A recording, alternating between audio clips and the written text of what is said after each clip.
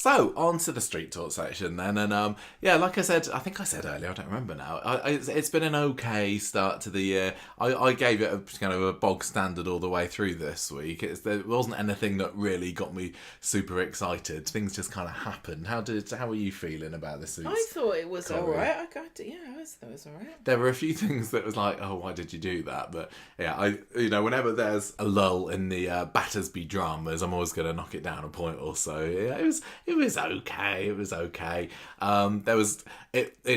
Without going into spoiler territory, I've heard that Monday's episode is going to be a bit of a special episode. For good or for bad. Do you not know this? No. Right? Do you not know anything about Monday's episode? No. Well, I definitely not going to go into spoiler territory then. But I think things were building up to something. Is all I'm going to say there. I'm just teasing. I'm sorry, I thought that was a widely known. No. Well, you needed. I don't spend. Look, nor do I. We're going to start off with the Carla storyline. I've probably used this storyline title before because she's always doing it. I called it Carla Carlapses. I don't remember you using that one before. Carla Carlapses. It's amazing. Thank you. And then we've got a bit more of the Warner Brothers story. I was kind of mulling over whether to include all the stuff that was going on with the Radcliffes in with Carla's stuff. So I've kind of separated out her medical dramas from the Swain is hot on the tail of the Swain is hot. Shut up. On the tail of the guys that killed our beloved Becky. Next up, we're going to have what's going on with the Platt. So show off is my next question, because Shona was looking like she was going to be going off on Monday's episode, although by the end of the week it's decided to give things another go, and that drama is done. We've got the Daisy's blooming story next, and what? How long are you going to, 9 months? That story's going to be going for 9 months, unless unless anything happens to stop that. Then we have got the Poison Ken letter storyline with Cassie, and that's just feeling a bit weird to me. I'm not for this anymore. It's bizarre. It was fine when it was just a bit light-hearted. Poisoning, but now she's trying to seduce him. I don't hold truck with that. We had a little bit more to the grandmother-in-law story this week, with Evelyn getting a very fast-track route to university. She makes a resolution on New Year's Eve, and by the 3rd of January she's been given a place on a course. We had a little bit of the Revenge of the Sis story, and there was a bit of Lauren stuff in there as well. So we've got 8 stories to go down this week, but I suppose there was that extra half an hour episode, wasn't there? So do you want me to, shall I take the Carla story first, and all her medical woes? Well, starts off, we obviously didn't have any of Carla and Lisa at Christmas. Their pizza shenanigans clearly weren't entertaining viewing, or maybe they were just too racy to show on Coronation Street before 9 o'clock, I don't know. But she's telling Marie about what a lovely Christmas she had, and in come Lisa and Betsy into the cafe, are they? The Rose? I don't remember. Apparently Lisa's got a burst pipe at her house. It doesn't just happen at schools. I think just the plumbing throughout Weatherfield is just... I think it's all lead gone to the well. dogs. Yeah, probably. Whole place is flooded. I did kind of roll my eyes a little at this storyline development. I would be adding to it, because I'd be in floods of tears. Wouldn't you be devastated? Yeah, and he just came in and was like, pipes burst, what are you going to do? Also, this is our home with Becky. Yeah, I know. I'm sure that there are other reasons that Coronation Street comes up with sometimes. Honestly, to mean that somebody has to move out of their house or place of work. But it does just feel like burst pipe is the dull, cliched go-to. You actually could have made a really interesting story out of that. Because Lisa's, there is a little bit about her with her box of memories that gets dropped on the floor, but it is to do with the police investigation.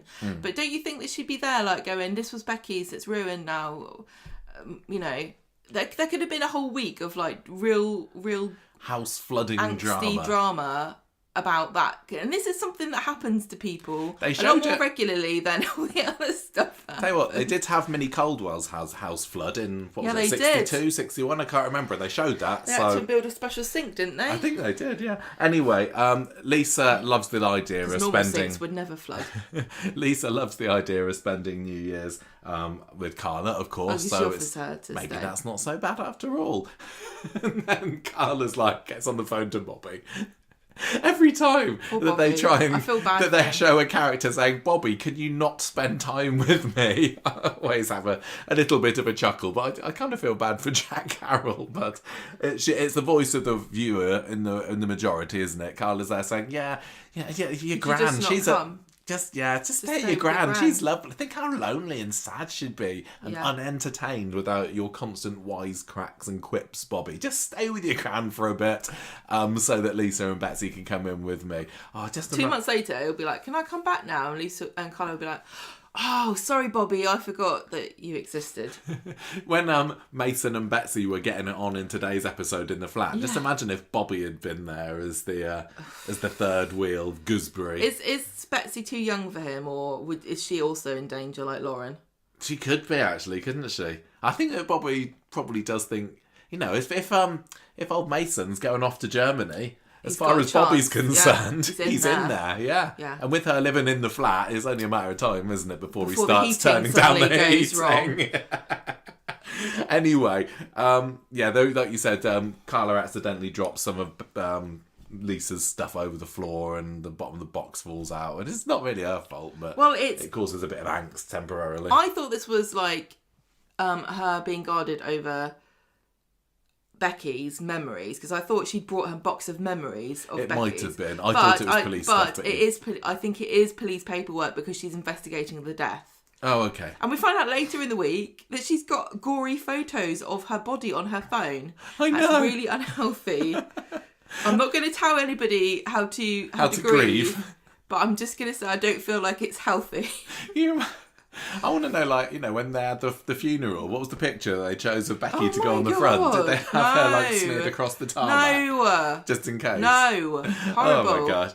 Anyway, there's more drama caused when Lisa tells Carla that she's got work to do over the New Year's period. She said she would have New Year's Eve off. Yes, but no, she's got to go to work because crime waits for no man.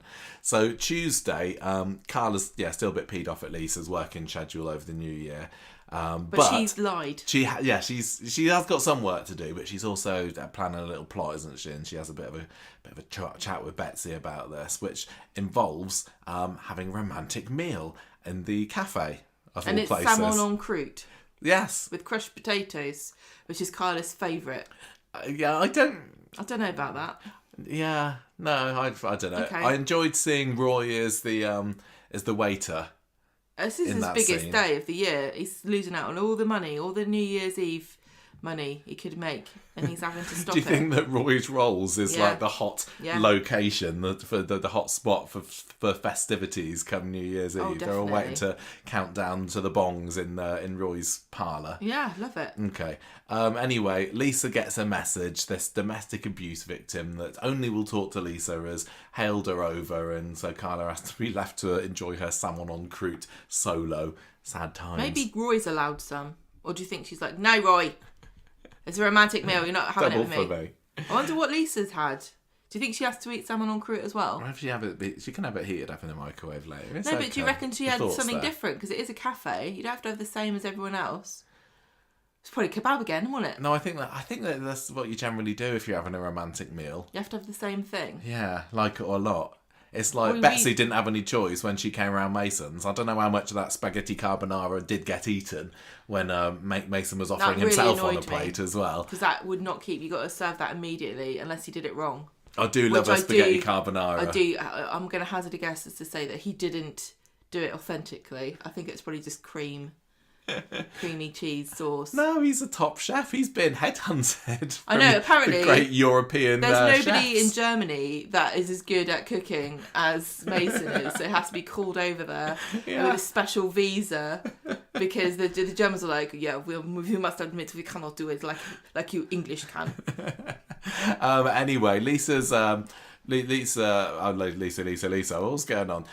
Carla sees Kit in the street who says, "Look, Lisa's got too involved with this woman. She's not a social worker. What's she doing?" And then he gets a call because there's this ruckus on the Paul Robeson estate, which is where the woman lives. Which is words for ruffians. Paul Robeson estate, this is where Shona grew up, isn't it? Well, this is also where Gemma and Paul as Bernie well. it's a bad place. What was the estate called in the bill? Puppy Farm was there as well. Was that in the Paul Robeson. I'm pretty sure that's where the Dog and Gun is. Yeah, okay. I don't remember what it was called.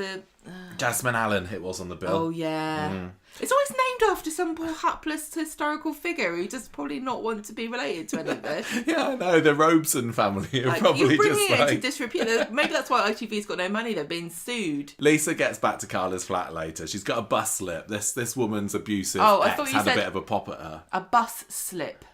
No. She's like, I've got to come back on the bus. No, I'm going to keep the receipt there and get the money back. Put it on expenses. Yeah. This is what Kit got called into because lip. the woman's partner had a bit of a pop at her, so now poor old Lisa is bleeding from the lip. But Carla gets worse off in the next few days, so she shouldn't really complain. That's mostly. There's not a. That's not mostly it. There's a huge thing at the end of Tuesday's episode. They get caught up in the slow-mo New Year's montage at New Year's Eve as the bongs strike 12, don't they? And let's pause all plot discussion for the moment to discuss our full and frank and honest thoughts on that awful Snow Patrol mess that they made of the 12 o'clock bongs in the Rovers. What are we talking about? What are we pausing it for? To talk about the dreadful Snow Patrol scene. Oh, yeah, I hated it. Do you not really... Is it not boil your blood and anger you and frustrate you about how awful it was? I got 3 comments. Oh, go on. Right, so I didn't know you were prepared. Pen and paper ready for my feedback here, because it's important that this is recorded. Number 1, do not like the music. I thought it was dreary. I don't like dreary songs. I'm sorry, but I don't. People said that Gavin and Stacey used that music once for a very similar scene. Dreary. Number 2, do not like slow motion. Really, unless you're jumping in front of a car. Number 3. What about if you're jumping in front of a bullet? No, like when Ardy jumped in front of Kelly up on the roof. Well, if it doesn't look, the logic doesn't hold, Michael, because the bullet's going to be slow as well. It doesn't help you out. If you were going in slow motion and the bullet was going fast, it'd be bad. If you were going fast and the bullet was going slow, that's the only way it makes any sense, because then you can jump out of the way faster. What if you're walking towards Carla on New Year's Day and you are Tyrone and you're saying, Happy New Year, Carla, because she's having a strange mental breakdown. That's fine. I mean, sorry, sepsis. What if your always get those two confused. Hair is blowing in the wind and you look beautiful? Anyway, I agree. Third comment, I don't like sound effects of things. Like, yeah, when you punch somebody, I want a doof. But when you throw confetti, I don't need a magical sound like you're a fairy. Magical shimmer. It was Mary's truly not a magic dreadful. Christmas fairy throwing confetti everywhere. We don't need a sound effect for it. The thing is, I think what Corrie were going for with that is saying, look, everybody's in the Rovers. It's a community event. Like, you like everybody. Let's savour this moment. Everyone's hugging and kissing. And I have seen some people liking it. I mean, some people listening might be saying, oh, I thought well, it was they knew fine. that we would hate it, so they're not surprised. It was truly terrible. And the Rovers... I like the way you just state it like it's a fact rather than an opinion. No, it was terrible. I thought, in my opinion, it was truly terrible. terrible. It was nice to see a slightly fuller Rovers again. Look, could have been packed more. Just the comment, right?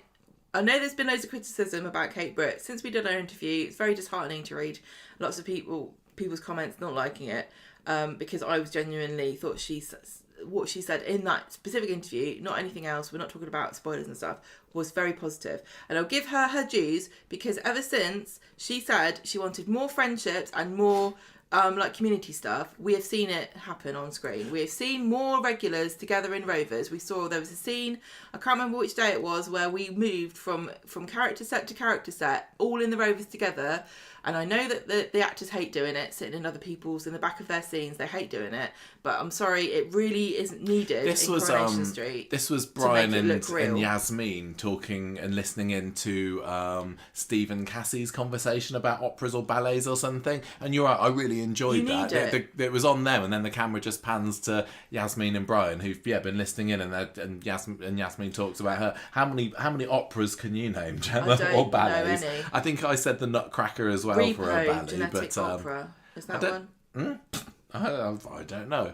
I can name more soap operas, but not actual operas. But yeah, that was lovely. And although I, semi-appreciated what they're going for with the slow-mo stuff, it didn't hit. But I did really enjoy the table football getting a coin through the goal thing that was on Wednesday's Coronation episode. That was really, really good. Yeah, because it was Steve and Tim and Bethany and David. They didn't need to be there. It was actually that little vignette there was possibly, I mean, I don't know whether it's going to develop into some kind of league next week. It was completely, useless, and it didn't serve any point other than to be entertaining. And it was. And it actually had some fairly major characters in. And I love the bit where Bethany comes and sits down opposite, was it David? I can't remember. And they're like, right, gloves are off now. You can't get past me. I loved it. Really, really nice. I loved all the Rover scenes. And also, I can't remember who it was today that gave David a comb. And who was that gave him the comb? And gosh, that was Steve, wasn't it? I think it was Steve. That was pointless, that scene, but I loved it. It didn't serve any narrative purpose except to make you believe you're watching a community of people who know each other. Yeah. And Coronation Street has been sorely missing that element for so long. You just don't think any of these people know each other or what's going on or are involved in each other's lives. And Kate Brooks gave me the impression that was important to her, and she has demonstrated very effectively and masterfully that she has been able to do that. And as much as I hated the stupid dreary music and the sound effects and stuff, the fact that the Rovers was full of people all celebrating, it felt like back to before COVID times. Foolish. I mean, people were shoulder to shoulder. Why'd you have to moan about everything? I'm not, sorry. But anyway, I didn't like that. It wasn't full enough. Because the music was terrible now. That is a fact. Yeah. They had Toya and Nick were kissing. What was it called? I've forgotten the name of the track. We've written it down somewhere. You looked up, you Shazammed it, didn't you? Snow Patrol, fine. The few of the songs, fine, right? But they're for when you're in the dark drinking and you're sad about something. I don't think I know any Snow Patrol songs. Run. Which one? No. Look, we're just missing. We're holding out on the big OMG moment of that. I'm not even. Look, I know the person who knows the person whose mum is the mum of the drummer of that band. So do you? I don't want to criticise them too much, but they're dreary. Right.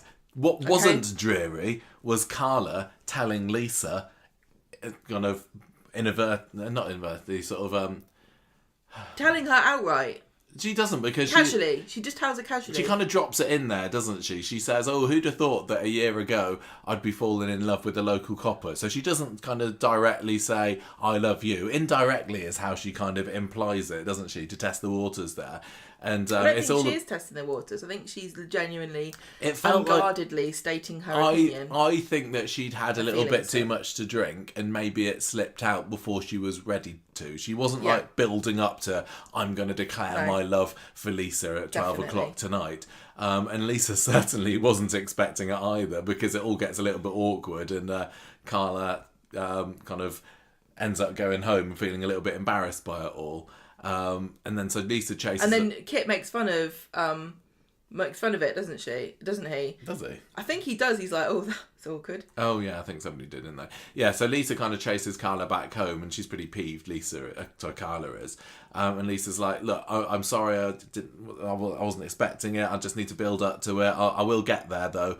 And they kiss again. And then Carla turns around to go to bed, and she has a little wincy moment just to foreshadow her future medical woes. So that was quite a moment. I mean, it's been quite funny seeing the different paces that these two ladies are going at in terms of when they're ready to admit or say or declare certain stages. All of the tension's coming from their personal interactions with each other, which I think is really nice, because usually it's some kind of stupid external force, or like somebody fancies somebody else, or they're throwing a spanner in the works, or it just feels like a real relationship where some people move faster in certain stages than others. I think I'm getting the impression that Carla's probably been having these sort of feelings for a bit longer, but she's been too shy or not sure, a bit too nervous about admitting them. And now the floodgates have opened, and because she was the one that planted the smacker on Lisa a couple of weeks ago, didn't she, with Sally in an audience, and she was the one that announced to the factory girls, we're a couple. So I think now that, that's to say, the floodgates are open, she's just like, I'm going to sing it from the rooftops. And Lisa, who had been wanting her to say something, is kind of maybe been caught off guard a little bit. Yeah, it's like, maybe. hang on a minute, you know, I know wanted you to admit it, but it doesn't mean that I want to marry you. And yeah, exactly. Although to be fair, by the end of the week, she's saying much the same thing herself. So Carla, they're always like a week out from each other. Yeah. I thought that when women spent enough time together, everything just kind of synced up. It's a myth. Yeah. That's why they go to the toilet together, is it? No, so we can talk about you. So Wednesday's episode rolls around. This is the New Year's Day half-hour spectacular. And Carla... Oh, no, sorry, it wasn't. This is the hour one, wasn't it? Tuesday was the half-hour one. Carla is having some odd hallucinations. This was my second... shake my head and kind of hold my head in my hands moment. You liked this? I know you did. Did you really? Yeah, I did. You know why you like these though? I've always said that I like these. So Roy's there carrying a load of boxes going, there's too many boxes in the cafe, in the factory, there's too many boxes. And then Carla's like, what? And he's like, I'll just take my boxes out. What can she hear? Like a banging or a knocking or something? And she keeps turning around to like, oh, what's that? Yeah, that's later on. I thought it was the same episode. That's how it starts off. No. You're thinking of what happens in the flat later. She keeps turning around. What's she looking at then? No, that's later on in the flat. You're confusing scenes here. This is just her sitting in the cafe, and then weird Dalek Roy starts spouting out that there's too many boxes piled up in the factory, and it turns out that she's hallucinating it. So did you like that, or is it just the knocking? Why are you having a go at me? I'm not. I'm just wondering whether you liked Roy's... You're giving me the Spanish Inquisition, like I'm not allowed to like things you don't like. No, I'm just wondering whether you like Roy's thing. I like this stuff. Okay, fine. I've always said that I like this stuff. Did you like it when... Because it's as close as you can get to being inside someone's head, which I've said before, they don't do on Coronation Street. I just think difficult. It's if they overuse it, which I know they do overuse it. Then it loses its... They do overuse it, but they overuse serial killers, and I still love them. Fair enough. Yeah, and this is when she goes outside she's a bit shaky. I'm sorry, I've got terrible taste, I know. That's fine. And some of the things I like probably are ruining the show, right? I don't care. So I like what I like. If I can put up with your terrible taste in men, I will put up with your terrible taste in Coronation Street editing techniques as well. Then. Sorry. So she moves out of the cafe and Tyrone's there kind of slow-mo mooing his way over to her. And she's like, what the hell is going on? She staggers off in the direction of Coronation Street.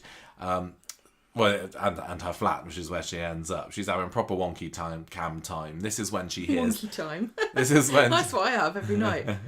Oh, yeah? Yeah, when I drink alone and listen to Snow Patrol. She hears this strange knocking sound. I don't know whether it's like the telltale heart and it's Kezia having fallen down the factory steps 20 years ago and is finally catching up with Carla. She's going to have it out with Lisa about all this stuff. Yeah. I have done a few things that are technically a little bit against the law sometimes, Lisa. One of them was covering up a death. Yeah. She's not gone down for that. No. She's done all sorts of mischief. Naughty lady. Anyway, she hears a knocking, so she goes to the door, but there's nobody there. So she's like, oh my gosh, I'm going nuts again. Sinks to the ground in tears. And then Tyrone heads into the cafe and she kind of has a joke with Roy saying, oh, Carla's looking still a bit hungover from last night's revelries to me. And Roy says, well, it didn't seem to be like that for me. And she drank that ill. Much, actually. Yeah, he's a bit concerned about Ali King looked proper, really ill, didn't she? She had a shiny face. She looked sweaty and confused and pale. That's sepsis for you. So Carla's barely conscious on the floor later when there's a buzzing at the door and she reaches up and pulls the intercom phone thingy off the hook. Then she passes out again and it's Roy, of course, who lets himself in. And Carla's like, oh, I think it's coming again, or I think it's happening again. She's worried. Psychosis. Yeah, she's worried that she's going to be seeing Hayley wandering around in her red coat again before long, chasing Rana up the steps. So he brings an ambulance. I hate these medical storylines are so annoying. I'm at my limit now, genuinely now. I can't, this is the second time in 6 months we've had a character with sepsis. And all it's teaching me is that I don't want to get it. I don't need to know about all this stuff. Do you know what I mean? I feel like I don't need to know. It's making me paranoid. I'm getting hypochondria from Coronation Street because I'm scared I'm going to get MND or sepsis or some horrible cancer all the time because all that ever happens on this show is that people get it. It makes me wonder. I knew that sepsis existed already because of Coronation Street, because Sue Cleaver got it. Yeah. And then we also had what's-his-face leg come off. I know about sepsis now. Can we move on to something else, please? Yeah, maybe Carla's worried that she's going to lose a leg like Jack did, although he has become a top athlete. She's not going to lose her leg, she's going to lose her kidney. Yeah, that's true. I just can't deal with it. She can't have a pathetic one of those. If I wanted to watch... Look, we watched... Another thing we watched over Christmas, we talked about watching EastEnders, but we also watched Casualty. Oh, yes. And it was good, right? But I only need to watch it once a year. So good in that. Because I hate medical stuff. I just hate it so much. I cannot tell you how much I hate it. And I don't watch Casualty for that reason. I don't watch Holby City. I remember watching 999 when I was a kid, and it was terrifying. Love 999. What are we doing here? Sepsis again? Yeah, and it's like, I don't think before Jack got sepsis I really knew anything about it at all, but you're right. Now I know. Let's move on. Do we have to do a test or something? Is that what's... If we all graduate the test, right, about sepsis, if we all get all the questions right, can we go on to something else, please? Because I'm done with this. I think that if they keep these medical storylines going for 7 years, that's about as long as a doctor's training, isn't it? Maybe we'll all be qualified. Yeah. We'll all be GPs by the end of this. I'm not doing it. Tell you what, I know all there is to know about Lyme disease. That was a year ago, wasn't it? Look, okay, and I'm just going to say this too, because I was going to say this for later, but I'm on a rant now. Medical storylines suck and they're crap, but also I'm coming around to the idea of having multiple police officers now. Are you? Because they're all so different, and because what they're up to is all opposed to each other. Like Kit versus Swain is fascinating to me, and the fact that he is meddling around with Mason and Logan behind Swain's back, even though he knows that she's investigating them, is Matty and Logan. Matty, what did I say? Mason. Oh yeah, that was amazing. And also I love Craig, that he is just bumbling around in the background, like eating biscuits all the time and getting bitten by Leanne. I know that a lot of people criticise it, and there are way too many scenes in the police station. I think we should knock that on the head as well. But the interplay between these three characters who are all police officers and how it affects their relationships with each other, I find I'm now coming around to that. But that's more can you see how that is a different focus to the medical stuff? Who's the doctor in Coronation Street? We never see her anymore. Why is she never involved in any of these things? If we had a bit more Dr. Gaddis involved, and and then maybe Dr. Gaddis. And remember when Dr. Maybe Gaddis... 2025 is the year for Gaddis being made a main character. Remember when she was there with Liz and Moira? And that was fun because it was a medical stuff, because they were all three characters in the show talking about medical things. That was interesting. I care about characters. I don't care about diagnosis, because I'm not watching a medical drama. Well... The end. With that rant over, let's go back to what we were talking about. Yeah, Carla goes to hospital and she's there. She's been wheeled in on a stretcher, and a bloke comes and tells Roy that her symptoms sound a little bit like sepsis. And Roy's like, "By the way, did you know she only has one kidney?" So that's the main drama this week, isn't it? Like, she's going to need a new kidney. Where could that come from? Maybe. I wonder. You don't know.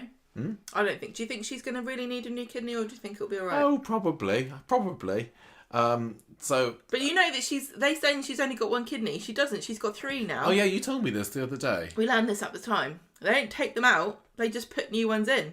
Just keep cramming them in.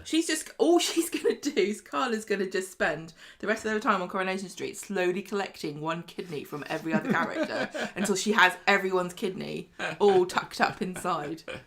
Okay, so Carla's conscious later when Roy goes to see her. And she says, "Look, no prognosis yet. I just need to keep an eye on me and my kidney for a little while. Don't worry Lisa about it, though." So she didn't want Lisa to find out, because she thinks that she's going to run a mile when sort of at the thought of her partner being in some kind of critical medical condition because of what happened with Becky. Oh. She thinks that she's going to, she's not going to be able to cope with this. So she says, this woman's already gone through an unimaginable tragedy. She would be right to run a mile from this, and also she's also become. I wouldn't say she would be right. I'd say one might understand. Protect yourself from trauma, and also she says that it's my business later on. She's like, it's my business, it's no one else's business. So Carla's plan is that she phones up Lisa and says, "I'm off to Ireland to go and see Michelle for a few days." Lisa's obviously gutted about this because she thinks Carla's doing a bunk after the the fumbling about last night where she wasn't ready to hear the declaration of love. And bought Carla's like, no, don't worry, it's not that. Anyway, what's that sound? I've been called to my gate. Gotta go, bye. That was, I thought that was really harsh of Carla doing that. I don't know what she thinks she's doing. I think it was... did she think she'd be able to get away with it? Right in the end. It did turn out all right in the end. But I think Lisa was pretty peeved off when she finds out on Friday that Carla's lied to her. And I think I would be as well. But it's okay because she did it because she was scared of being hurt. Yeah, I think that Carla should have been honest with her.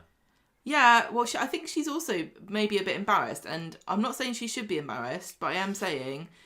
that when you have something wrong with you like this, it makes you very vulnerable and you can be scared of telling people, you know? Well, we've seen that on Corrie before as well, like when Tim had his issues with his heart the other year and he didn't want to tell Carla. He didn't want to tell Sally. I think it just makes for easy drama on soaps if people don't know about other people's medical conditions. This is what I'm like. I don't want anyone to know my business. Not like me. No, you're like, oh, I've got a funny lump. Yeah. That's your head. Gemma, I had a blood blister on my finger for about 3 weeks. And you were looking it up. You were last month. I was like, Gemma, I got a red. Could be some kind of rare disease. It might be sepsis. Anyway, Carla's got this plan, and on Friday it all falls apart because poor Lisa's bought her flowers and everything for her birthday. Yeah, so she's been rejected, is what she thinks. Roy is able to celebrate Carla's birthday with her on Friday. He brings her a birthday cupcake, and she's like, "Look, can you go and pick up some stuff from the flat?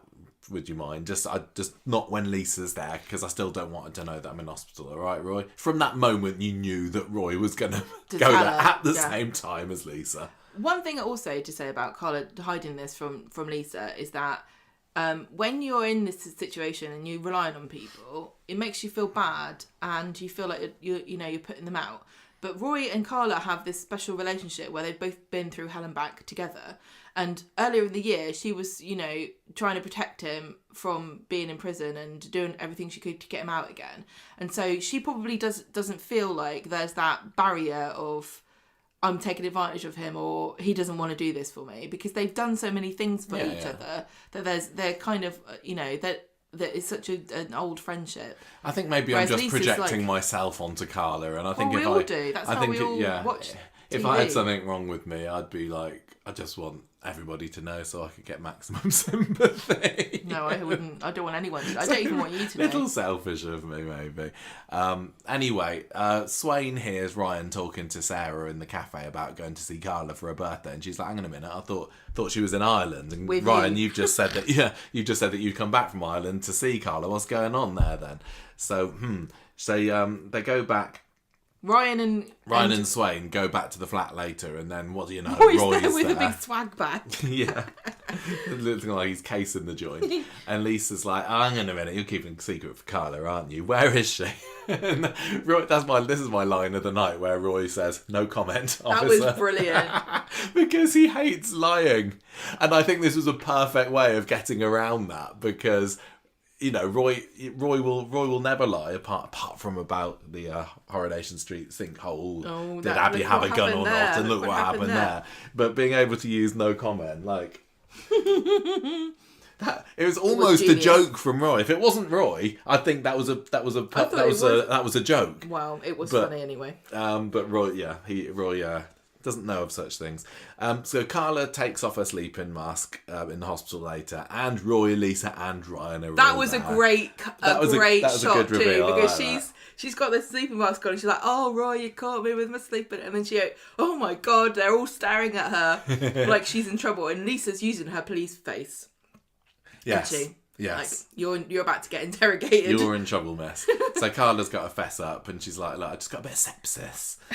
Just a little bit of sepsis. Don't worry, it's nothing too big. Don't want to fuss. Don't worry about it. And Lisa's like, "You lied to me. Come on, you can tell me anything. I thought that you'd upset me, and that's why you were leaving the country. I thought that I'd upset you, sorry. Yeah. And that's why you were leaving the country." I would be miffed as well if I was Lisa. I think that's why I was kind of more annoyed at Carla here, because she inadvertently made Lisa doubt herself and feel bad for something that should Lisa have said "I love you" back? No, not necessarily. Not if she wasn't ready for it. Mm-hmm. Anyway, who knows? Anyway, Doctor, thank goodness we're out of the dating game, because I don't know how you do any of that stuff anymore. I don't understand. Doctor comes in, or whatever, somebody comes in with a special outfit on and says, Carla, your sepsis has done major damage to your kidney, love. No. Sorry. Hopefully it won't be permanent, though. And Carla says, well, what if I do? What if it is? I'm going to need another transplant. Yeah, you certainly are. So much. Or dialysis. Don't worry, it's probably going to be fine, but Carla is seeing the worst. She's very pessimistic about I've got her like prognosis 10 years here. left to live. Yeah, she wants to know Horrible. what she wants. I mean, again, some people want to know that, don't they? I don't want to know about what. I don't need to be in the situation where I think about any of this. Carla's very organised. I can imagine her kind of needing to know absolutely everything. She doesn't like to be in the dark about things. This is why it upsets me to hear about it. So Swain gets summoned to the hospital by Ryan, and Carla tells her what's going on and state of play, and she says, "Sorry, if you want to walk away from this relationship now before it gets too complicated, then I wouldn't blame you." And Swain says, "Oh, it's too late for that. I love you, Carla. I'm going to be with you every single step of the way." Aww. So, I don't know whether Carla says "I love you" back. I hope she hasn't changed her mind since New Year. Yeah, but it's still polite if somebody says it to you that you say it back to them. Otherwise, you're no better than Lisa was on Tuesday night. She's worried about a kidney. The ships that pass in the night, these two, I tell you. Anyway, so they love each other. Lisa's not abandoning Carla, which I never thought that she would. No. Everything's looking good on Team Swain, Carla. Apart from the fact that she's possibly got a dodgy kidney and again, and she's going to have. Why don't they give you two? When they give you kidney, why don't they give you two? What, just in case one goes wrong? I suppose if they'd given her both Aidan's kidneys, he needed both of them. She didn't get Aidan's kidneys, did she? I thought she did. I thought she did, didn't she? I don't remember now. Oh yes, she did. She did get Aidan's kidneys because it was the scene afterwards in the hospital bed. He was having a good old cry, wasn't he? And we were going, what's he getting so upset about? It's because they've taken both his kidneys off on my medical... It turned out he was having darker thoughts. They took both his kidneys on my medical recommendation, which nobody should use. I was getting it mixed up with with Peter, who got a liver from someone else whose mum came and visited later, wasn't she? So anyway, there we go. That's what's going on with Carla. But the Lisa drama doesn't end there, because while all this has been going on, I mean, this is one of the things that Carla's been having all of this medical kerfuffle, and Lisa's not really been around to find out about it because she's been somewhat distracted by the developments in the case about her beloved Becky. And so do you want to kind of take over with this one, Gemma? I've kind of started off, and I've got the Mason and Betsy stuff separate from the Lisa stuff on Wednesday because I didn't realise they'd merged together on Friday. But do you want to take over here? What's been going on with Mason and Betsy? Oh, you mean Heston? The Heston of Coronation Street. Yeah. It's funny how whenever there's a chef on Corrie, they're always like the best chef there ever was. I know, Zidane was, wasn't he? Zidane was, and so was Robert, because he had his review, didn't he? There's nobody that's just okay. I think maybe that's Roy. No, Roy, 20 years ago, he got visited by this top restaurant critic who put him in the paper for serving at the best breakfast in Greater Manchester. Best breakfast? Yeah. Oh, I must go. How dare you besmirch Roy by saying he's merely average, Gemma? Oh, sorry. Just because he serves cups of coffee that don't actually have any liquid in them. That's just part of his allure. It just says coffee cup. If you want the liquid, it's extra. What a racket. Right, go on then. Mason and Betsy. So on Wednesday, Mason's trying to turn over a new leaf with Dylan, but it doesn't look like it's going to be easy. Dylan don't want to know. I think this is just to remind us that he does have that history, although I haven't forgotten. Well, it was also because by the end of the episode, they had made up. Basically, Wednesday's episode was... This was Corrie's push to make everybody think that Mason's great. Mason's great. He's brilliant. He's a nice chap. He's a good boyfriend. I hope he goes to Germany and just stays there and doesn't and lives the best life, drama. Cooking up frankfurters for Stu. Do you think that Stu's restaurant in Germany is the new Auntie Pam's farm, where everybody goes? Yeah, maybe. So Betsy's like, let's have a date. I want to have a date with you. And he agrees to. Maybe Stu gets all of his produce from Auntie Pam's farm. Probably, yeah. Right, so Sally, like, Mason's like, I'm going to take her to the cinema. And she says, no, you need to take her somewhere. You can talk about what's going on. This was a brilliant scene. Yeah, it was. I'm loving the Sally, Tim and Mason dynamic. Yeah, it was sweet. It feels like it's kind of come fairly naturally over the course of the last month and a half or so. But this is a great script in this scene because Sally's saying, oh, no, Tim says first you should go to the flicks. And Sally's like, no, you can't just sit there in the dark. You've got nothing to talk about. You need to go to museums or art galleries and then talk about your shared philosophies. And Mason and Tim are like, no, I think they're all literally closed now. Closed. No, that was Tim. Tim says they're all closed on New Year's Day, and Mason's reaction was brilliant. It was like, yeah, definitely. That was perfectly performed by Luca Toole, and then I loved it. But yeah, they end up just deciding that a romantic meal is the way to go. Yes. So he's cooking and he is making minestrone soup, spaghetti carbonara, and a brownie. Brownie with vanilla ice cream. Now, Gemma made me some minestrone soup, didn't you? I thought that you were about to jump my bones. Oh, no. Ew, no! Not when you've had soup. But that's why Betsy and Mason went to bed before, didn't they? They didn't even get the starters down them before they dropped their drawers. I just love this because, Mason's worked in Speed Dial and he obviously was cooking Pakistani food there. Yeah. And now he's cooking Italian food. Is that why Stu needs him in Germany? Which cuisine do you think he's going to be cooking? Do you think that the Germans are crying desperately out for an English chef that's really good at spaghetti carbonara? I don't know.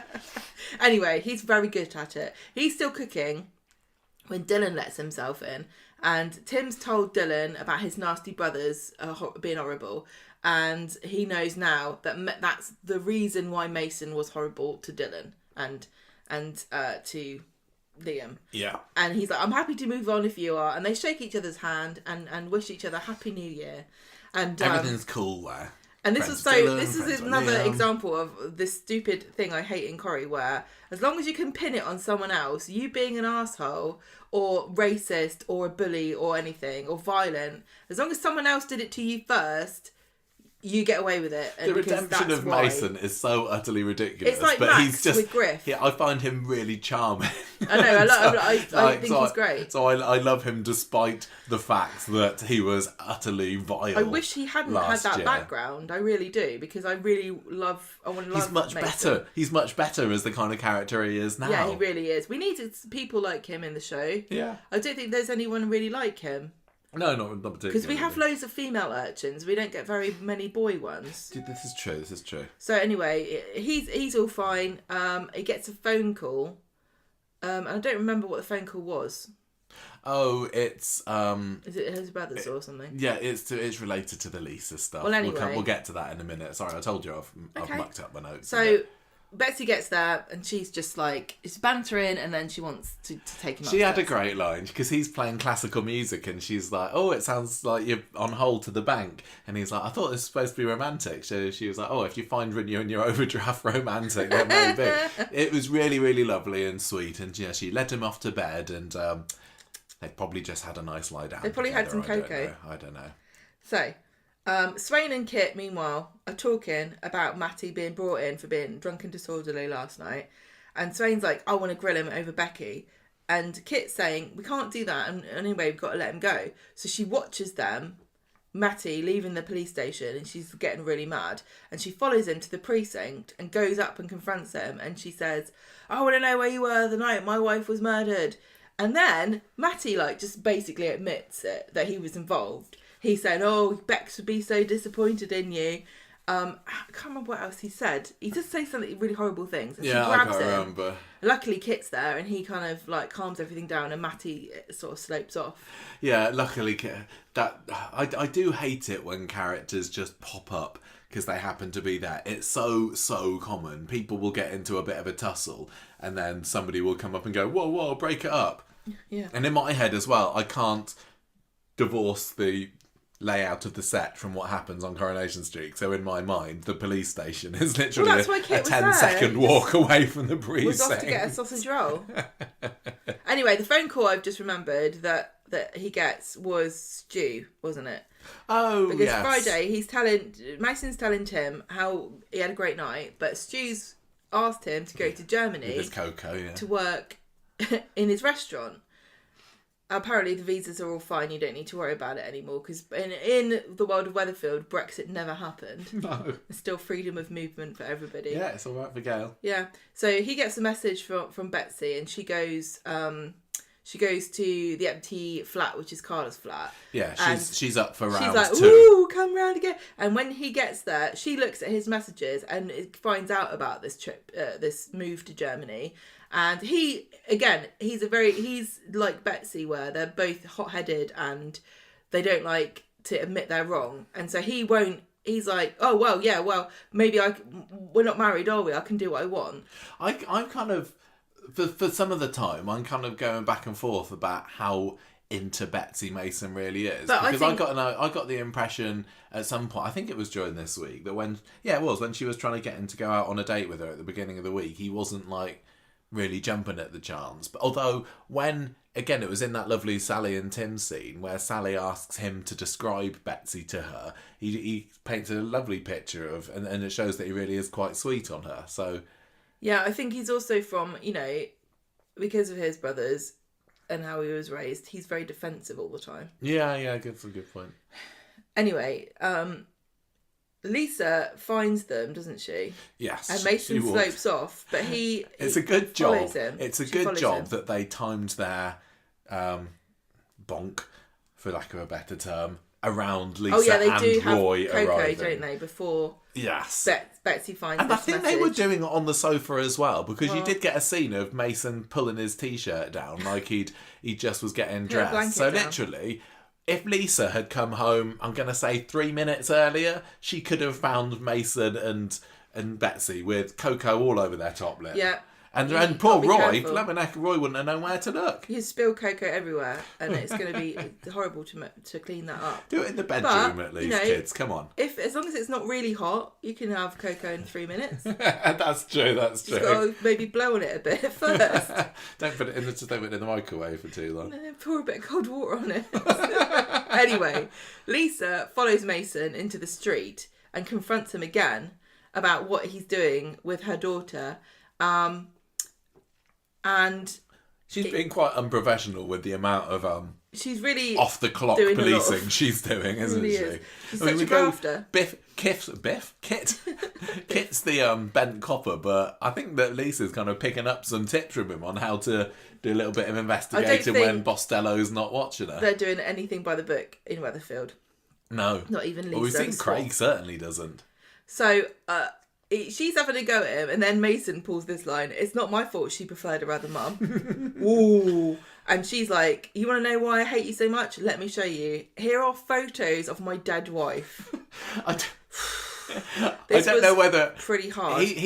I don't know whether it was full on graphic gore or whether it was just blood. Yeah. It's pretty grisly, and and she tells him Logan and Matty were in the car. And he says, "Well, I don't." He says, "Oh, that's a coincidence, isn't it?"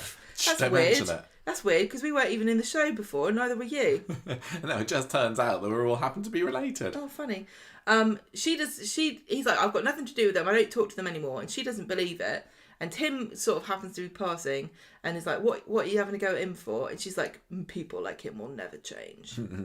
Is that Mason could have joined the club, didn't he, when he nearly hit Eliza the other year? Yeah, that's true. Yeah. Yeah, it does run in the family to be bad at driving. Yeah, maybe it was like Daddy Radcliffe that gave them their driving lessons. And like, if somebody's in the road, it's their own fault. Yeah, no pedestrian. Driver's got the right of way. Yeah, that's what the Radcliffes believe. That's the Radcliffe Highway Code. Run them over. Tim and also Carla's in there somewhere too, just dooring people. Tim and Mason go back to number 4. Tell Sally about what's happened. When Mason goes to Germany, he's going to find that rad means wheel, and what does Cliff mean? I don't know whether it Wheel means Cliff. anything. Yeah. Doesn't sound very good, does it? No.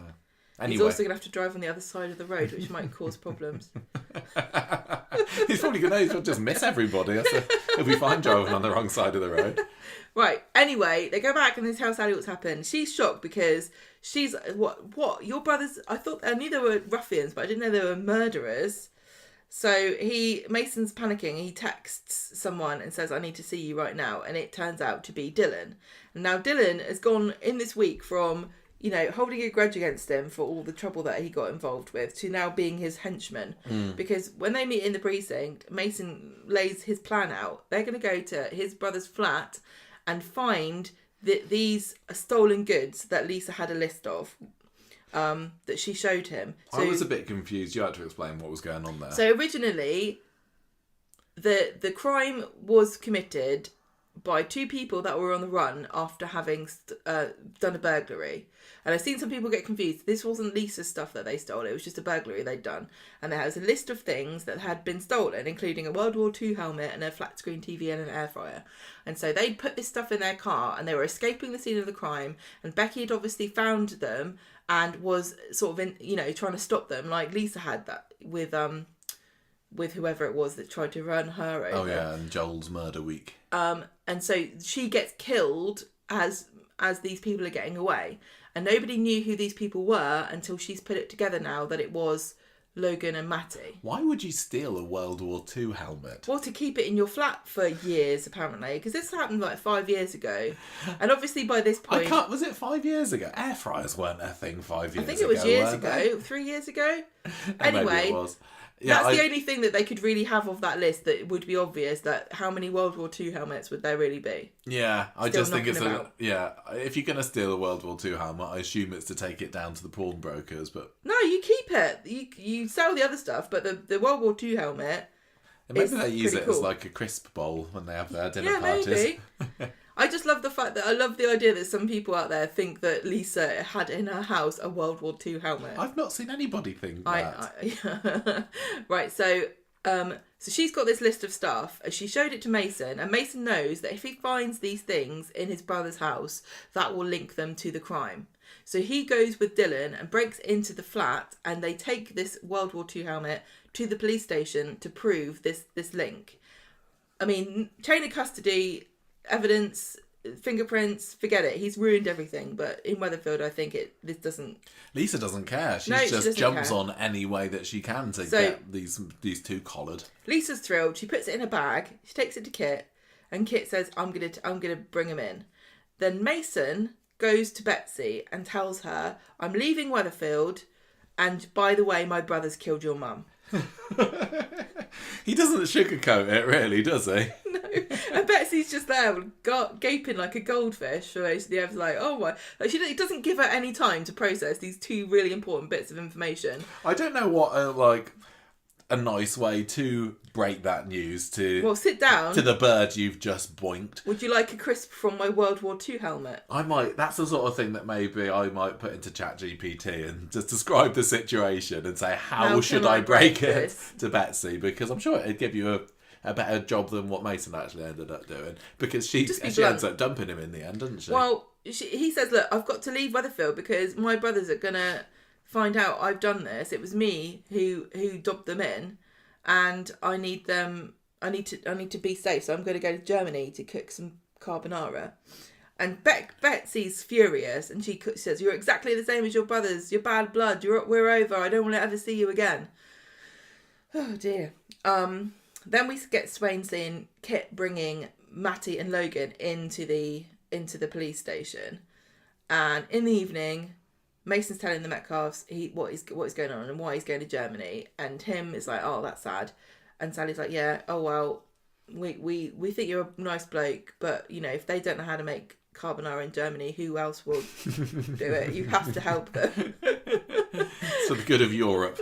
But it's for international relations. Now we're not in the EU. We need some way of sucking up to the rest of the countries in Europe. And if it takes England to teach the rest of Europe how to cook, then we're going to have to do it. Because God knows they need help over there, don't they? Yeah. So at the station, Kit tells Lisa the brothers have just been saying no comment and that he's not getting anywhere with interrogating them over the murder of Becky. Yeah. I wouldn't want to be in Mason's shoes when they get out. No, I mean, I don't know I don't know whether this is going to go anywhere now. Do you? I can't see how this is going to be the smoking gun. I mean, it was obvious they've done it. It's obvious they've done it, but how does that prove? How does that prove it? I mean, I think they're just going to be let out on bail, and they're going to be go on a rampage. Gunning for Mason. It seems. I don't think so they're I'm not in it for surprised the long if he haul. wants to disappear. So I don't. Maybe they will. I mean, we'll see. There's more to it than this, isn't there? Because Kit's not able to get them to admit. No, I mean you got your evidence that it is the smoking gun, like you said. But the thing is, though, right? But they've already as good as admitted it to Lisa about 3 times, haven't they? But they know that she can't use any of that as official evidence. They just like to taunt her. I know. What naughty men. If only she had a phone in her pocket secretly. Right. Okay. So that's that. I quite enjoyed all that stuff. I enjoyed it. Week. I know the police stuff is getting on everyone's nerves, but like I said, this is interesting to me. And Kit remains a fascinating character to me because he obviously is not so much of a bent copper that every time he's involved with anything, he'll just go out of his way to ruin it. Well, it makes me wonder, I wonder whether Kit will try and do something to plant further evidence in the Radcliffe's house. Yeah, because he at one point had been threatening them to leave David alone, and then he told them, "Don't worry, I don't care about David anymore." That's the next story. Kit infiltrated a variety of storylines. But I like the way he's like, as long as he gets his way and he feels as though justice is done, he doesn't care how it happens. Yeah, which is so chaotic. Yeah, he just needs to go around to the Radcliffe's house now and daub. I did it. I did it. We killed Lisa on the wall in red blood or something, and then. That's it. That's the evidence. That's easy peasy. We'll see, won't we? So you said that Kit was going up with David this week, and that's what the next story is. So we're going to talk about the Shona shenanigans that went on Monday, which was quite a lot. So David's back. We found out at the end of last week that he was going homeless, wasn't he? Well, he was loitering around outside Joel's flat. And after spending one night out on the street, he decided that maybe the home comforts of number 8 are a little bit more preferable than that. So he comes back to the street and he speeds down the road towards Kit in his car, which leads to an argument in the middle of the street between them, which Bernie has to come and break up. And there were a couple of scenes on Monday, wasn't there, with Bernie kind of taking Kit's side, and I'm going back to Bernie, stay away from him. The whole thing with Kit being related to the Foreman Winter kind of clan just seems a little bit unnecessary. But I like this because Bernie's his kind of unwitting accomplice, isn't she? Because she'll take Kit's side until she's got a reason not to. Well, particularly because he's a kid. Well, yeah, particularly because the relationship between them is on the brink of collapsing at any moment anyway, because of how much she had to grovel to get him to accept her as his mum. So maybe this is an opportunity, Bernie thinks, to cement that bond I don't think she's that calculated. I just think that she, that's how she is with her family. She's family first, then there's a hierarchy of everything. Well, Bernie kind of gets wind of the fact that there might be something going on between Kit and Shona in the cafe later, because Daisy makes a remark about him saving a seat for her, so she kind of wants to know what's going on there. But meanwhile, you got David back at home with Lily, who saw him having this argy-bargy with Kit outside the Rovers, and he says, "Look, I just needed a bit of alone time, that's why I've not been here. I had a row with Shona, and she's worried that they're going to split up. Max and Shona come in, send Lily up to the bedroom so that they can kind of let Max know what's been going on. Shona starts... David says, look, you need to come clean about your one night stand. And Shona says, look, what you did to me... that was worse. That was a whole lot worse. They basically just kind of have a bit of an argument in front of... how are we going to explain our argument to the wider family without confessing to both being absolute arseholes to each other? Well, we've kind of discussed already about who's the most at fault here, and they're both pretty much as bad as each other in this sense, although I still think that what Shona did was a little bit worse. But anyway, Max finds out the terrible truth after Lily goes upstairs, and David says, I just can't forgive you, Shona. He also tells Sarah as she comes in as well. Max and Max is grown up now. You might as well just tell everybody at this point. Yeah. So I think everybody knows. Or does Lily know? Well, apart from Lily. All the grown-ups. Well, Lily. David, Sarah and Nick are having a chat in the bistro later, and Nick says, well, you brought this on yourself, really, David. You were gaslighting her after all. But you do really need to fight for your marriage. Sarah's on his side for that as well. And for whatever you do, drop this vendetta against Kit, because that's not get you anywhere good. And David says, look, I just know he's a bent cop. And Sarah's like, yeah, he is actually. And what do you mean? Shut up, Sarah. Because Sarah knows about him planting evidence in Nathan's van, doesn't he? And David's now got this hot goss against him and kind of swaggers up to him in the precinct later, saying, oh, I guess I know something you don't want me to know. And Kit thinks, well, you just trying to get a confession out of me. And then he quite unexpectedly smashes up his own windscreen with his asp, doesn't he? Before arresting David and saying, he did it. I didn't really... To yourself. I didn't particularly enjoy this part of the story, to be honest. And then it all kind of comes to nothing in the end, doesn't it? Because Kit kind of thinks... she thought better of it later on, and Sarah and Bernie both turn up, and, yeah. And so he just, I thought it was weird because Kit's now broken his own windscreen, and he's let David know that he is full of hot air, and that he has not actually gone through with arresting him. So why threaten it? Yeah, I don't know. But I love how psychotic he is because.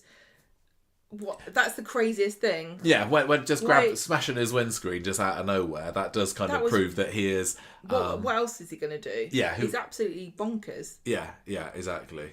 So anyway, Shona's saying that I'm going to go and stay with a mate or cousin or something in Denton. And then you get Kit coming to the pub and getting a very frosty reception from Daisy.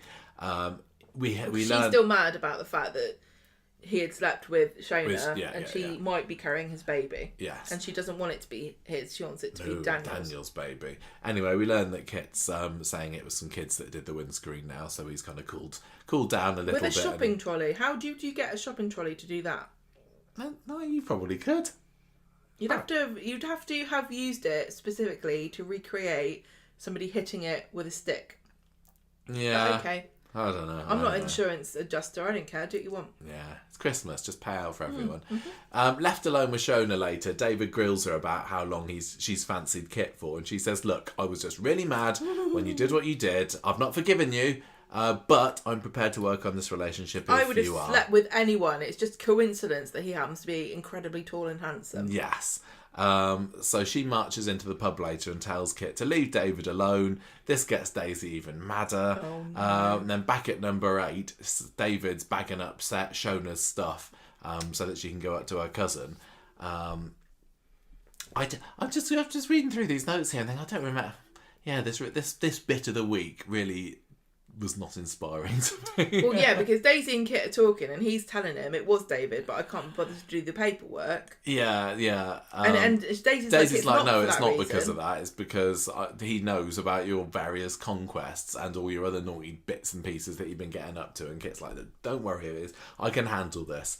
And Daisy says that this isn't working. We're over. Relationship finished. Oh. Yeah. And then that's she bought him that jumper. He didn't even get her anything. No, he didn't in the end. She should have held out until she got a present at least. Yeah. Shona, meanwhile, is kind of having second thoughts about leaving David. And then by the end of it, they decide that they're going to give it another shot, basically. You also had a few scenes of Daisy looking at baby stuff on her Send PX, isn't she? She's liking them. Yeah. You said that you thought that might be... somebody's going to notice that she's liked baby things, and that's how it's going to come out that she's up the duff. I know that you can't see what other people like on Twitter anymore, but you Send PX has got completely different rules, Gemma. Yeah. So Kit at the end of the episode goes and meets up with Radcliffe's in the precinct and says, "Look, I know I said for you to back off David, but fill your boots now. Open season on Platt." So Tuesday's episode, he comes and tells David that you better watch your back because they're going to be coming after you. So he spends the whole episode being incredibly jumpy, thinking that they're baying for his blood. Jump out at him. Yeah. We have a little board game night at the Platts. David doing his Jenga tower, knocking it over. Wasn't Jenga? Well, no, it was the Weatherfield version of Jenga. Rectangular brick Towering enjoyment block game. Yes. And they have another heart-to-heart and say, look, I want to get back with you in my heart, but my head, it's just, I can't stop thinking about the fact that you've had it off with Kit. And I get... That seems reasonable. It does seem very reasonable. So he... he thinks that she's been shot later, but it was just her banging a gate. Well, That's basically Tim setting off a firework, and he's paranoid. Oh, yes, it was. Because he knows that the Warner Brothers are after him again. Fireworks are their weapon of choice, aren't they? Yeah. Look, so she says, look, I'm not going anywhere. And she also says, I haven't been shot. You know what they say in The Dog and Gun? Being shot once is unlucky, twice is just careless. Yeah, that's funny. Friday, it starts to pick up a little bit because Matty and Logan come into the cafe when David and Sarah are there, and they offer a few smart alecky quips about, can you buy me some breakfast? I know you're flush at the moment. So Sarah's left a little bit, what's going on there about also, Lisa's in there, and she's earwigging about them, and she can see that they're having to go at David. And that's how that ties into that story. But basically, not much happens on Friday's episode. They're just staking him out outside... The shop, aren't they? This is hilarious. Yeah, well, go on then. Well, they're both sitting in there, in their car, and they're spying on David, about to attack him. Then they pull their balaclavas down, and then Kit appears, and he's like, "Hello, lads, you get to Father Christmas bring you those." I thought that was brilliant. And then he's like, "Well," and that's how they get arrested for the other thing that we've just spoken about. Yeah. So, yeah, is what I say to that. I think that I'm wondering whether David, knowing Kit's secrets, which are a lot more explosive than what Kit's got on David, probably. I think that, it's quite career-ending stuff that he knows. So I think that maybe down the line, he's going to reveal that. I think it's going to be, he's saying he's got in his back pocket for a while, David. I'm just finding it really interesting how all the stories are converging, and you've got all these characters and all the different motivations, and how everyone has got a reason to be trying to do the other one in. Yeah, it's making really the notes this week a little bit tricky. Yeah, but it has been it's been fun seeing everything intertwine a little bit. But anyway, as long if it really is going to be back on with David and Shona, then I'm thrilled about that, because I was seriously worried that Shona and Kit were going to go into a proper full-blown affair over this. But I think the chances of that are probably pretty slim now, don't you think? Yeah. Yeah? What was the question? David and Shona. You're reading the note for the next bit. I don't think that Shona and Kit are going to be having any kind of affair. No, she's not going to be going back for a second piece with him, is she? Poor Kit's got no one to keep his bed warm anymore now. He's blotted his copybook. Yeah. It just feels like, maybe it was a bit... I'm glad that it's over and done with, but maybe it was a bit of fuss over nothing in the end. Okay, let's move on. Okay. Daisy's pregnant, everybody. Yep. Who's Bethany the daddy? and Daniel come in. They're engaged and they want to have drinks. And Daisy's annoyed because it's just her and Jenny, and so they've got to serve them. And Jenny also is like, you better be careful with Daniel because you don't even know if this baby is his or not. And Daisy gets the impression that Daniel's not really into the engagement thing quite as much, and so she wants to speak to him properly. Oh yeah, this is the great bit where was it Sarah and Bethany were talking about getting excited about dresses and all this stuff, and then you cut to David and Daniel, and one of them's like, David's like, suit, is it? And Daniel's like, yeah, I've already got one. Men, what are we like? Men don't care. Only need one suit for all occasions. Yeah, you get born in it, you get married in it, and you die in it. He's not going to his birthday suit, to get married in his birthday suit, is he? Well, I'm sure some people would enjoy that. Anyway, so Daisy wants to talk to him later, but he has to do a speech, and Ken's there as well, so he has to show off. Yeah, I was kind of half getting the impression, I suppose I still am a little bit, that he's not really into Bethany. I feel like he's going through the motions. Yeah, I mean, I think that was part of the idea of the suit scene, the suit conversation, that he wasn't that excited by it, but he knows what he has to do. He's still very conflicted about... I think if Daisy came up to him and said, look, drop Bethany and I'm all yours. He would. He would. Yep. Anyway. But then he'd probably still go back to Bethany because he'd feel guilty about it. He's a bit of a squirmer, isn't he? He's dilly-dallyer. Yeah, I think he probably would try to maybe have them both at the same time, just to avoid embarrassing himself. I don't know. Terrible. But yeah. Right. So, Bethany loves this speech, and Daisy's just like really mad about it. And when Daniel catches her later, saying, "What do you want to talk about?" and she's like, "I just want you to know that we're definitely not getting back together again." Oh yeah, she was going to reveal the pregnancy news, wasn't she? And it's all water under the bridge. And he's like, "Oh, that's good because you still need to be my helper for Bertie because that's convenient for me." Yeah. No, this man is just Daisy and Bertie do have a lovely little relationship, don't they? You're the closest thing he has to a mum, which is what you would say to somebody if you wanted to manipulate them into being the babysitter when you go out with your new wife. You're really, really good at looking after, cleaning his clothes and making his tea. Yeah. Just saying. He doesn't have it from anyone else, Daisy. Sarah spent a lot of the time recently, hasn't she? Like observing people who are pregnant and crying about it. She doesn't know that that Daisy's pregnant, but she comes in the back and finds her crying, like she had done Dee Dee. And Sarah's like, "Look, Daisy, I don't really like you, but can you tell me what's going on? What's wrong with you?"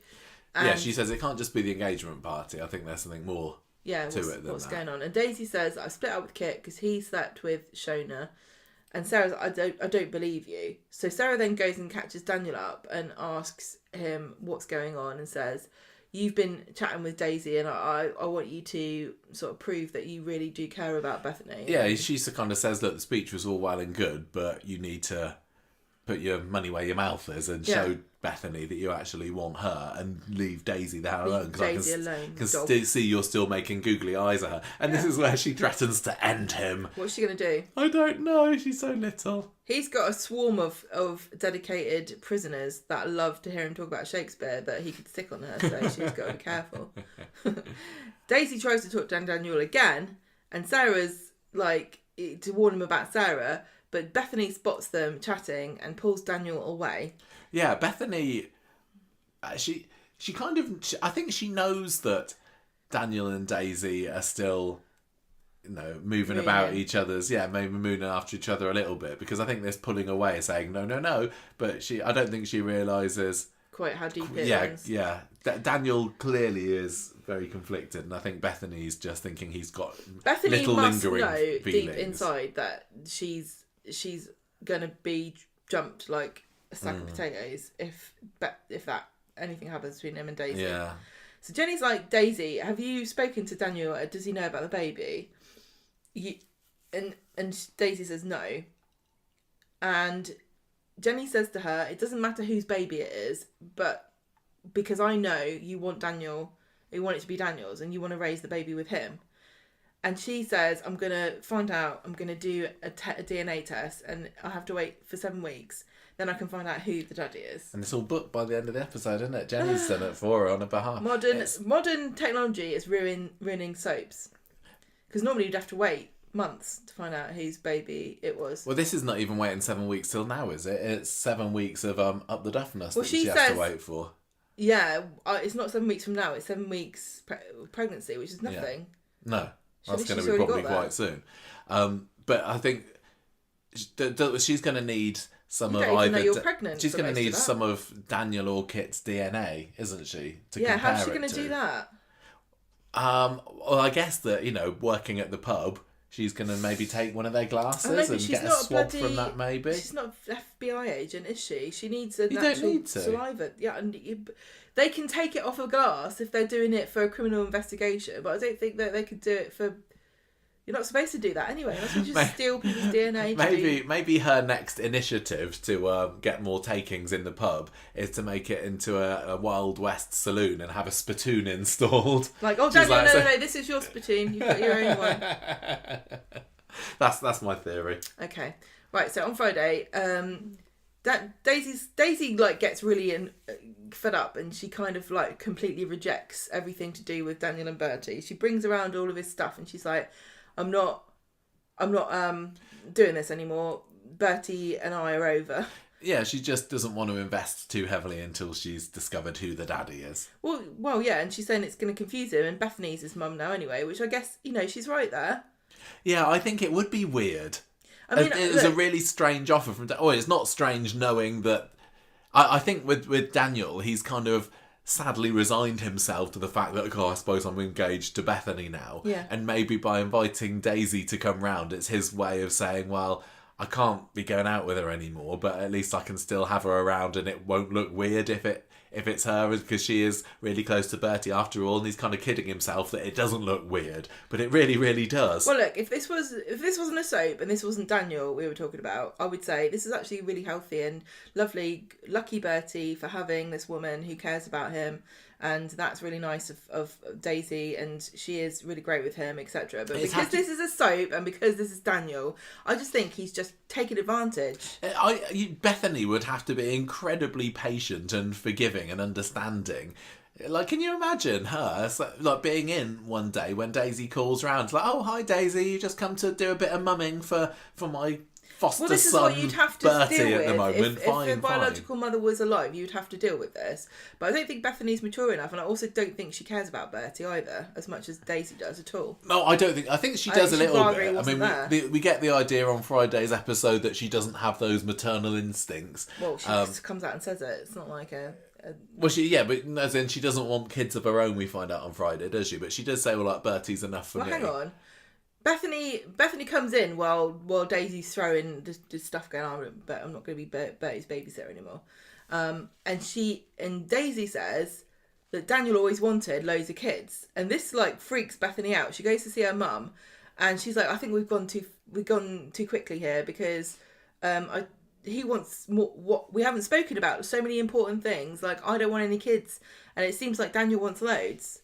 And Sarah's like, oh, I didn't know you were one of these heartless, childless cat ladies. Well, she says, oh, you Gen Zers, you and your childless lifestyle. I think there's plenty of millennials, Sarah, that didn't get knocked up at... Well, no, let's just take it. We're down with the kids, aren't we? Well, it's a global crisis, Sarah. I was quite surprised by Bethany's... revelation that she's not into kids, because I thought that all women on Coronation Street are desperate for kids. Well, there are loads of childless women on Coronation Street actually, but not many of them by choice. But and when Bethany was saying this, I'm like, at the end of the year you're going to be pregnant probably. Yeah, totally. And ironically, she is actually pregnant at the moment. The actress, he's being made to say that she hates children and doesn't want. Well, I just thought that we'd be able to get. I suppose it doesn't matter now Gail's not in it, but I was waiting for Bethany to have a kid of her own so that they could have, how many generations is that now? Audrey, Gail, Sarah, but yeah, five generations together. Start young. And yeah, well, I'm really surprised that Bethany has been kind of back in the show as Lucy Fallon for quite a while now, and she hasn't had a kid, because I was expecting that to be, within her first year of coming back, she'd have another kid, because it was... that's one of the things that makes the Platt family kind of kooky and unique, is that they've got so many generations. And now she's saying, nah. So now we're just going to have to wait for Lily to step up, I suppose. Somebody's got to do it, haven't they? Oh, no, I suppose. Yeah, because it can't... No, yeah, Max doesn't count because he's not biologically related to the family, does he? They all count. Yeah, no, I know. But, if we're talking about blood, and this is the Platt dynasty. Don't care about that. But yeah, I wonder, so you reckon that Bethany is going to be... Only because it's the sort of thing that happens in a soap where you make a declaration that you're never going to do something, and then, within the year, you're doing that exact thing. Yeah, the thing is, like we've said before, Bethany is only going to be in the show for a couple more months. Yeah, I know, but I just want to, maybe... The unfortunate thing, what? I'm wondering whether Fallon's going to go off pregnant, and when Bethany returns to the show, she will be, with child, and she's had this secret baby off screen. Maybe. Possibly. The thing is about this, it's like catnip to writers and showrunners, where the idea of a childless woman, or a woman who doesn't want to have kids, is like a red flag to a bull. And they cannot help but make... the character then realise the power of family, and that you can only truly find love if you squeeze it out of your vagina, if you're a woman. And yeah, I was going to say, I haven't got... Well, sorry, but men can't find true love. But you know what I mean? Like, I'm not going to say which show it is because I think I've spoiled it before. It's the finale of a very popular television show where they had a character kind of make this declaration, and it was really nice to see as somebody also does not have kids, like somebody saying, "I've thought about it, and this is what I've decided." And then by the end of it, they were happily crying and relieved that they actually were going to have a baby after all, because we all know that that's the correct way to do things. So Bethany making this declaration about not wanting to have kids. Coronation Street must know that it has lots of viewers who also don't have kids, or have chosen not to have kids, or can't have children for a reason. And they've always gone down the route of, you know, a woman who can't have kids is an interesting storyline, but a woman childless by choice is, you know, usually kind of treated a bit like dirt in fiction almost universally. Like Erica had the same thing where she was happily child free, and then she got with Nick, and then she got pregnant, and then she was looking down, you know, thinking maybe it will be great, and then she had a miscarriage, and it just kind of feels like you get punished if you're a woman and you choose not to have a kid, or you're not taken seriously, because when you have a kid, inevitably, of course, you will love it because that's what happens on TV. I just kind of generally got the idea, and I don't know why, that Bethany probably would want to be a mum, because I can imagine her, you know, they're cradling a baby and treating her like a little dolly, or... Well, yeah, but that's, you know, that's... Yeah, no, I don't... The weight of society's expectations. But anyway, we'll see how long they stick. I would like to see this not just be a plot line to create a spanner in the works, but actually be... I don't know. I just always take it personally when it's something that's related to me. And, you know, the other thing we were talking about, bringing up EastEnders again, was the kill your gays trope, where on New Year's Eve, where they had the wedding, it looked like both brides were dead at the end of it. And I saw some people sort of saying on Twitter, like, I know that you guys don't understand why this is so upsetting and hurtful, but it really is. And I've gone, you know, sometimes I think, yeah, but it's drama, and nobody has a smooth ride, and it feels kind of like inevitable that something terrible is going to happen at a wedding, and people are just taking it personally. But then I think to myself, no, you are right. It is really hurtful when you don't get to see yourself represented very much on telly, and whenever you do, it's always the same old crap. And it always makes you feel bad about yourself and what your choices are. Not that you choose, you know, often whether you have a child or, you know, what your sexuality is or whatever. But it can just feel really wearing and kind of disappointing when you're excited about somebody who you think is like you, and then it gets ruined in some way because of, you know, oh, it has to be done this way because that's the way fiction works, or, you know, to get over yourself is not personal, you know. It's nice that you found a kinship in Bethany as a character. I don't think I have, though, because I think, I don't know... Journalist who doesn't want kids. You're basically the same person, aren't you? Going out with a teacher. Oh, no. You never thought of that before, either. And I just... all that time, I was so jealous of her being able to write about air fryers. But you know what I mean? I don't think that you really understand what I'm saying. Yes, of course I do. Because I know, but...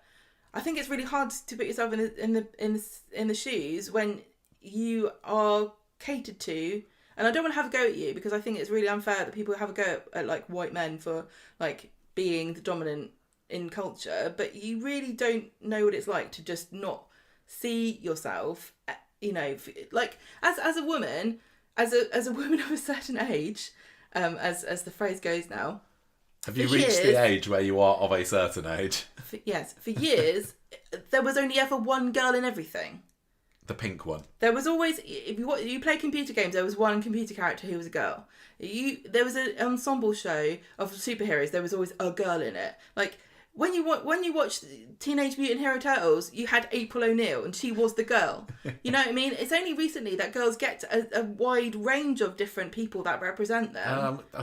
Mighty Morphin Power Rangers had Kimberly and Trini, actually. Groundbreaking stuff. 2/5 of the Power Rangers. Yeah, okay. I know that then Tommy came along and made it 2/6, but never mind.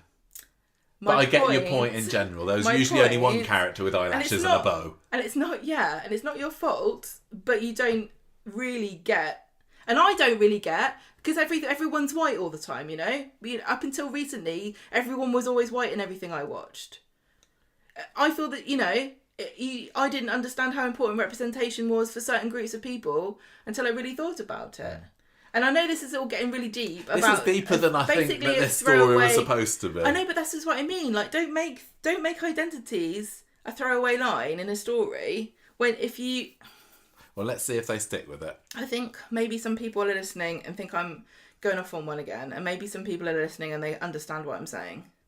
It's just kind of disappointing. I was kind of disappointed in this because I think I can see. I just think it's going to be thrown in our face. You're just kind of projecting a negative outcome here. The episode doesn't end with her saying, you know what, actually maybe I would like a baby in my belly, because she also she goes to she starts to have doubts about whether she should stick with Daniel, doesn't she? Because she tries to break up with him.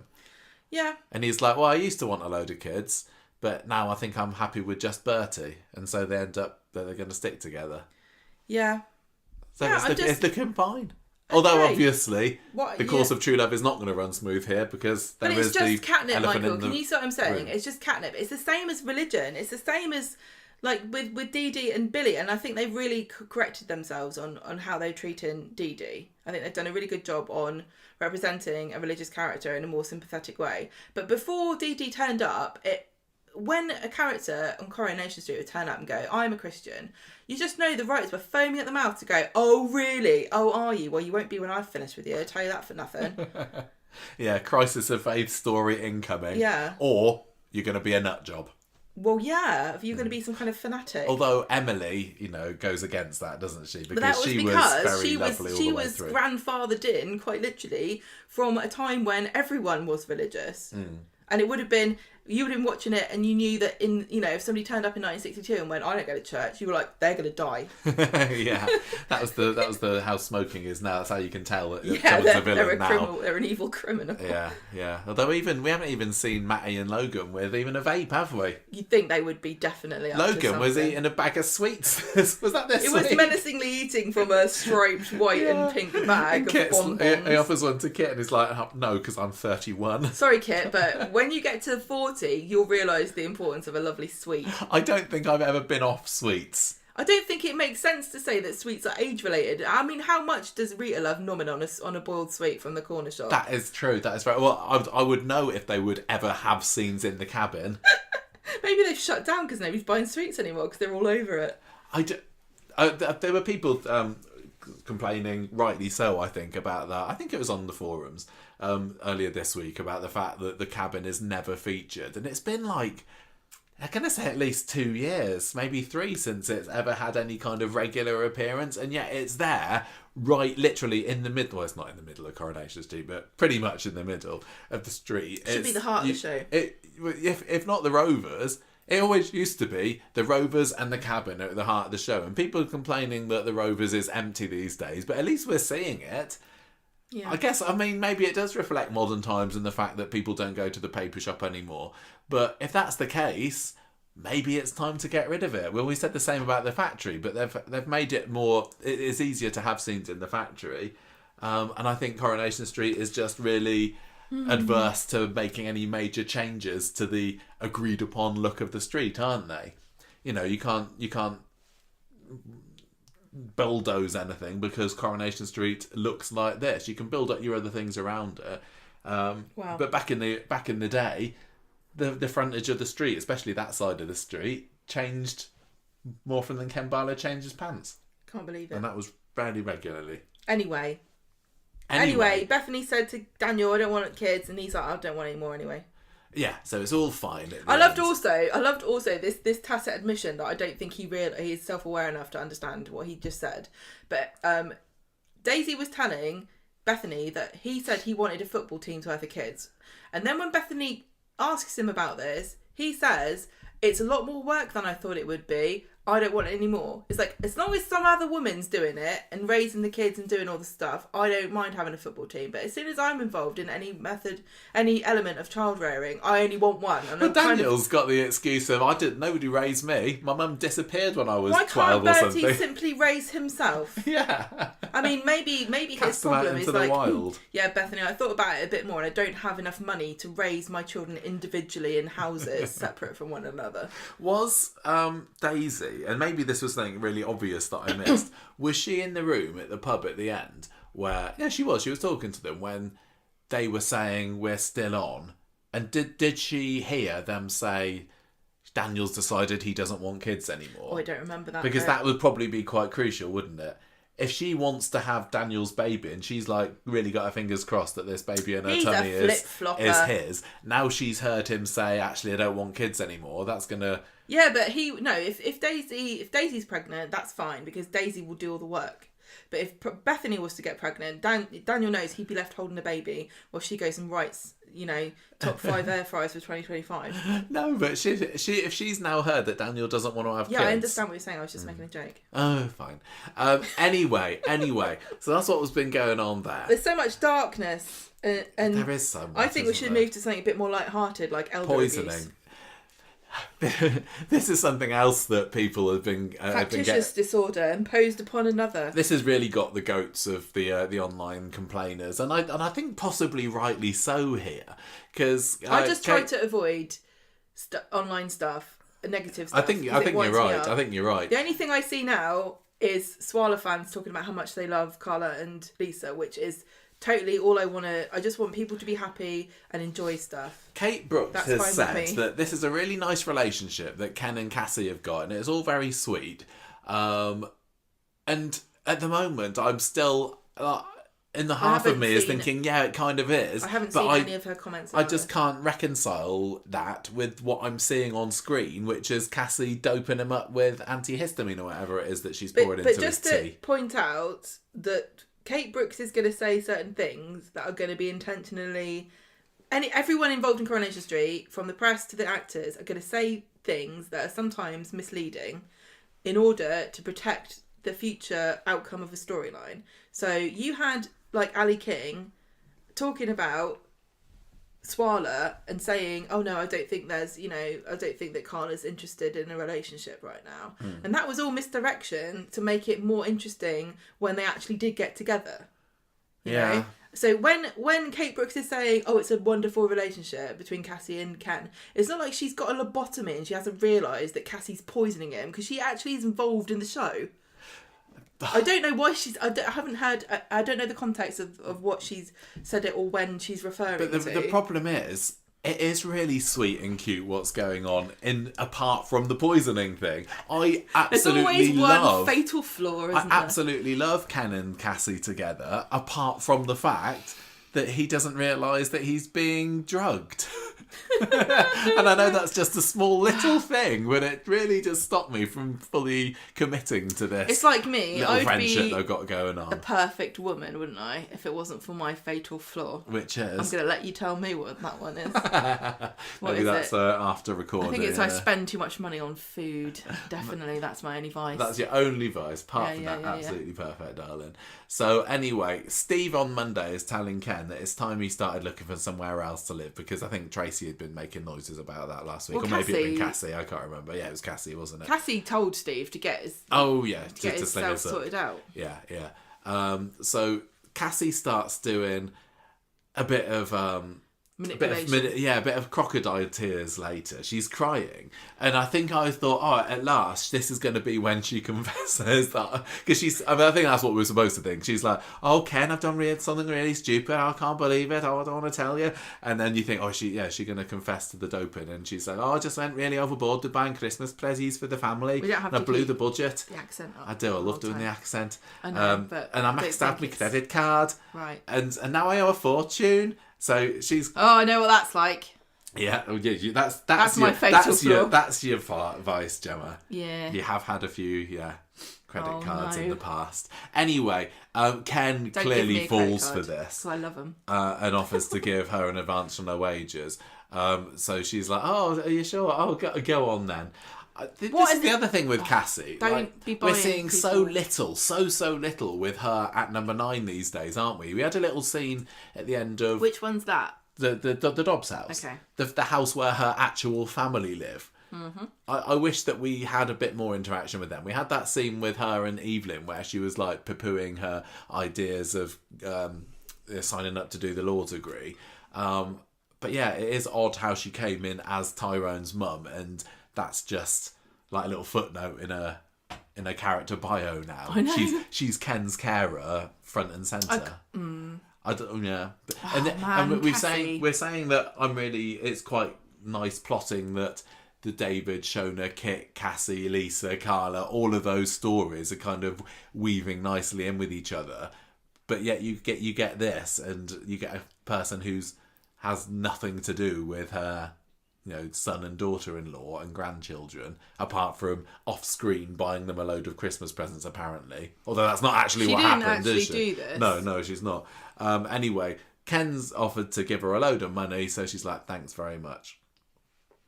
This is where we got... Well, on Monday, we have a few scenes of Brian and Yasmin having a bit of a gossip about them, don't we? Yasmin reckons that Ken's got the hots for Cassie, and Brian's like, no, don't be stupid. And that's the direction the story kind of weaves towards, meanders towards as the week goes on. Like, are they gonna be going to enter into some kind of relationship here? I mean, there was a bit of an age gap, wasn't there, between Ken and Deirdre? The older you Let's get, not I don't forget, think the less it matters, Although Deirdre wasn't as far away from Ken's age. How old is Cassie? Cassie's in her 50s? Yeah, I think she said she's 55 this week. Can you really Deirdre would be turning 70, wouldn't she? The reason why you wouldn't like age gaps are icky is when there's some kind of element of exploitation between the two. But I can't see how a man of Ken's age could be taking advantage of a 55-year-old. Well, no, the only exploitation that's going on here is the other way around, isn't it? Cassie's taken him for a ride. Yeah. Anyway, Steve and Amy are looking at flats later online, not really getting anywhere. Ken and Cassie have been to the ballet. They've had a divine time. They went to go see Repo, the genetic opera. Yes, exactly. And Steve and Cassie end up in the pub, and they have a bit of a... This is when they have their little sparring match over how many ballets that he can or can't name. I literally don't know any. What, Madame Butterfly, is that one? Yeah, and that was the one. And what did they go see? I think that's what they saw, wasn't it? And I don't even know what he was. And then the Nutcracker was the other one. Oh, I don't think there are any other ballets. No, ballet or opera. Yeah, they're talking about operas. They talk about both. Oh, yeah. Carmen's an opera. What isn't it? About is Phantom of the Opera an opera, or is it just a musical with opera songs? I don't think it is. Does Barcelona by Freddie Mercury count as an opera, even if it's just one song? What about that episode of The Simpsons? Which one? Where they kidnap Bart. Where he kidnaps Bart and he sings him. HMS Pinafore. That's just a musical. Oh. Yeah, there's a difference. Otherwise you'd be calling a Les Mis and it's not a musical. Starlight Express. It's an animated rendition of some songs from a musical. Yeah. Anyway, never mind. We couldn't do any better Steve. than Steve on this front, basically. Listeners, write in and tell us some more ballets and operas. They wouldn't let me into the opera now. Recommend us one. I don't think we've ever been to the opera or the ballet, have we? I have. I've been to a ballet performance. Have you really? When I was a child, my parents took me to a performance. They were trying to make you a real girl. I nearly ruined the whole thing. I've told this story before on the podcast. What did you do? I don't remember. Well, it was the interval, and my mum and dad went out for a drink, and they didn't come back in time. And the curtains were rising, and the dancers were beginning to dance, and I was just literally about to stand on my chair and start shouting to stop because my mum and dad hadn't come back when they came and sat down. How old were you here? 15? I must have been, I don't know, 6, 7. I don't know why they left me by myself. You've not been enticed to go back and see anymore. I was really traumatised by that because at the time I was traumatised by the fact that they nearly started without my parents. But then as I look back on it, as I've got older, I cringe on the memory of the fact I nearly stopped, like, the English National Ballet Company from... Isn't it the Simpsons joke where Homer's thinking about the ballet and he turns and you can see inside his thought bubble and there's a little bear driving around in a car? If it was like that, maybe. Anyway, what happens? Yeah, Ken at the end of the episode tells Amy about this loan that he's made to Cassie, and that comes out later in the week. Little bit on New Year's Eve, not a whole lot. Cassie invites Ken to the pub. We see her pouring some medicine into the sherry, but she's having doubts. She's having the same look that Leanne had every time she ordered something on Toya's fake credit card account, isn't she? Oh, I shouldn't. Just to show that she is redeemable, but just as a viewers. treat to myself, I'll give her a bit of poison. And yeah, they have a nice little scene at the end where, again, I say it's a nice little scene, but he's literally being drugged by her. I know, it's really hard because number one... She's drugging me with her lovely Scouse accent. Well, number one, like, Claire Sweeney is great. Number two, Cassie's... Because of her, Cassie's a charismatic character. Yeah. And she's so bubbling, full of life and fun. This is why criminals get away with so much stuff. Because it's like, oh, but she's funny. It's the same as the Leanne and Toya. I just can't see how this story can end satisfactorily. Either Cassie's going to leave because it turns out what she's been doing, or Ken will just say, well, I forgive her because she's great, and everybody else don't mention it again, and that's just completely narratively unsatisfying. Yeah, but this is what happened with Daniel when he pushed Ken down the stairs. Ken was like, we shall speak of this no more. That is. You know, because that's totally up Ken's because Ken's got remit. the same, he could use the same justification, like, Cassie wouldn't be able to have drugged me if you didn't abandon me. Although they did offer to help him, and he said he wanted Cassie to do it, not them. It's a shame because the chats that they have, and I genuinely do believe that Cassie does enjoy her time with Ken, and she's not just doing it to get money out of him. Well, this is the difficulty about, you know, this factitious disorder, like what you want to call it, Munchausen's, if you want to call it that, where it's such a disgusting thing to do to somebody who is in your, what's it called, under your care. But what Cassie's doing, I think Cassie's doing it because she's scared of being, like, redundant, not like in an employment way, but she's scared this relationship is only based on her providing care to Ken, and she thinks if he doesn't need her anymore, because he already told her that he didn't need her, and so if he doesn't need her anymore, she's lost her job and she's lost her friend. Does it feel to you that this story... It's still horrible. Does it feel to you that this story has gone on for too long? Because it was an awful long time since Ken had his tumble down the stairs, wasn't it? Like, no. This story's been good 6 months going so far. And it's not really... And it's been very, very slow. Yeah, but soap should be doing stories like this that take a logical amount of time. And when a story gets rushed and we criticise it for condensing something... that should take a long time. I don't know, just a poisoning or drugging or whatever feels like it should have a shorter shelf life than this. Like, you had... She's not trying to kill him, though. She's trying to keep him ill. Yeah. She's not trying to kill him. It's a bit like the story when Teresa was poisoning Jerry Morton. Yeah, look that up if you want. And that was quicker. I don't know, it just feels like it's going around in circles a little bit. Anyway... Ken invites Cassie to stay over the night on Tuesday to Wednesday, which Tracy, when she rocks up on Wednesday, totally scandalised by this. Cassie's wearing Steve's dressing gown, which is, as we know, a very acceptable thing to do in soap, wearing someone else's dressing gown. We've certainly had that conversation on the podcast before. I don't even like wearing your dressing gown. Don't you? No. Well, you don't need to. It's unhygienic. Wear your own dressing gowns. Cassie kind of kids them on that she's bedded Ken. Before revealing that actually, look, he just let me stay over the night, it's fine. And Tracy on Wednesday is on a bit of a crusade against Cassie, isn't she? Did have a first slap of the year when Tracy gives Cassie a slap round the chops for saying how good in bed Ken probably is. I'm going to say she's probably not wrong after he is the Lothario of the street. He's had a lot of experience. Yeah. So they go back home and Ken's just like, oh, Cassie, what you like, don't make those jokes. Of course, she's not interested in me. And then at some point, Cassie says, oh, when you said it was absurd that somebody like you would be interested in someone like me, did you really mean it? Because that's really kind of upset me. And we were like, that's weird, isn't it? What is she doing? What's she doing now? Is she... if she really is turning this into I'm going to seduce Ken and get him into bed, I think that would be, I toe the line at that. Like, I let her get away with a little bit of drugging, but don't do that to him, seriously. And do you think that Ken would? Because I don't. Go after... Well, no, do you think he would accept her advances? If she comes onto him in a more than platonic way... I know that Ken's a randy old bugger, and it's been a while since he's had a good love and a Claudia. I don't know where this is going now. I can kind of imagine there being a funny scene with Ken like going, I've still got it. I mean, he had it with Helen Lederer last year, didn't he? Oh, true. He just needed to go out to a bar and he's already been approached by famous comedians. Yeah, trying to sell books. Yeah. That was the most bizarre cameo last year. I don't know what happened with that. Anyway, Cassie gets in a narc with Evelyn later because Evelyn says that everyone knows what you're getting up to. Not the poisoning, but that you are ensnaring Ken.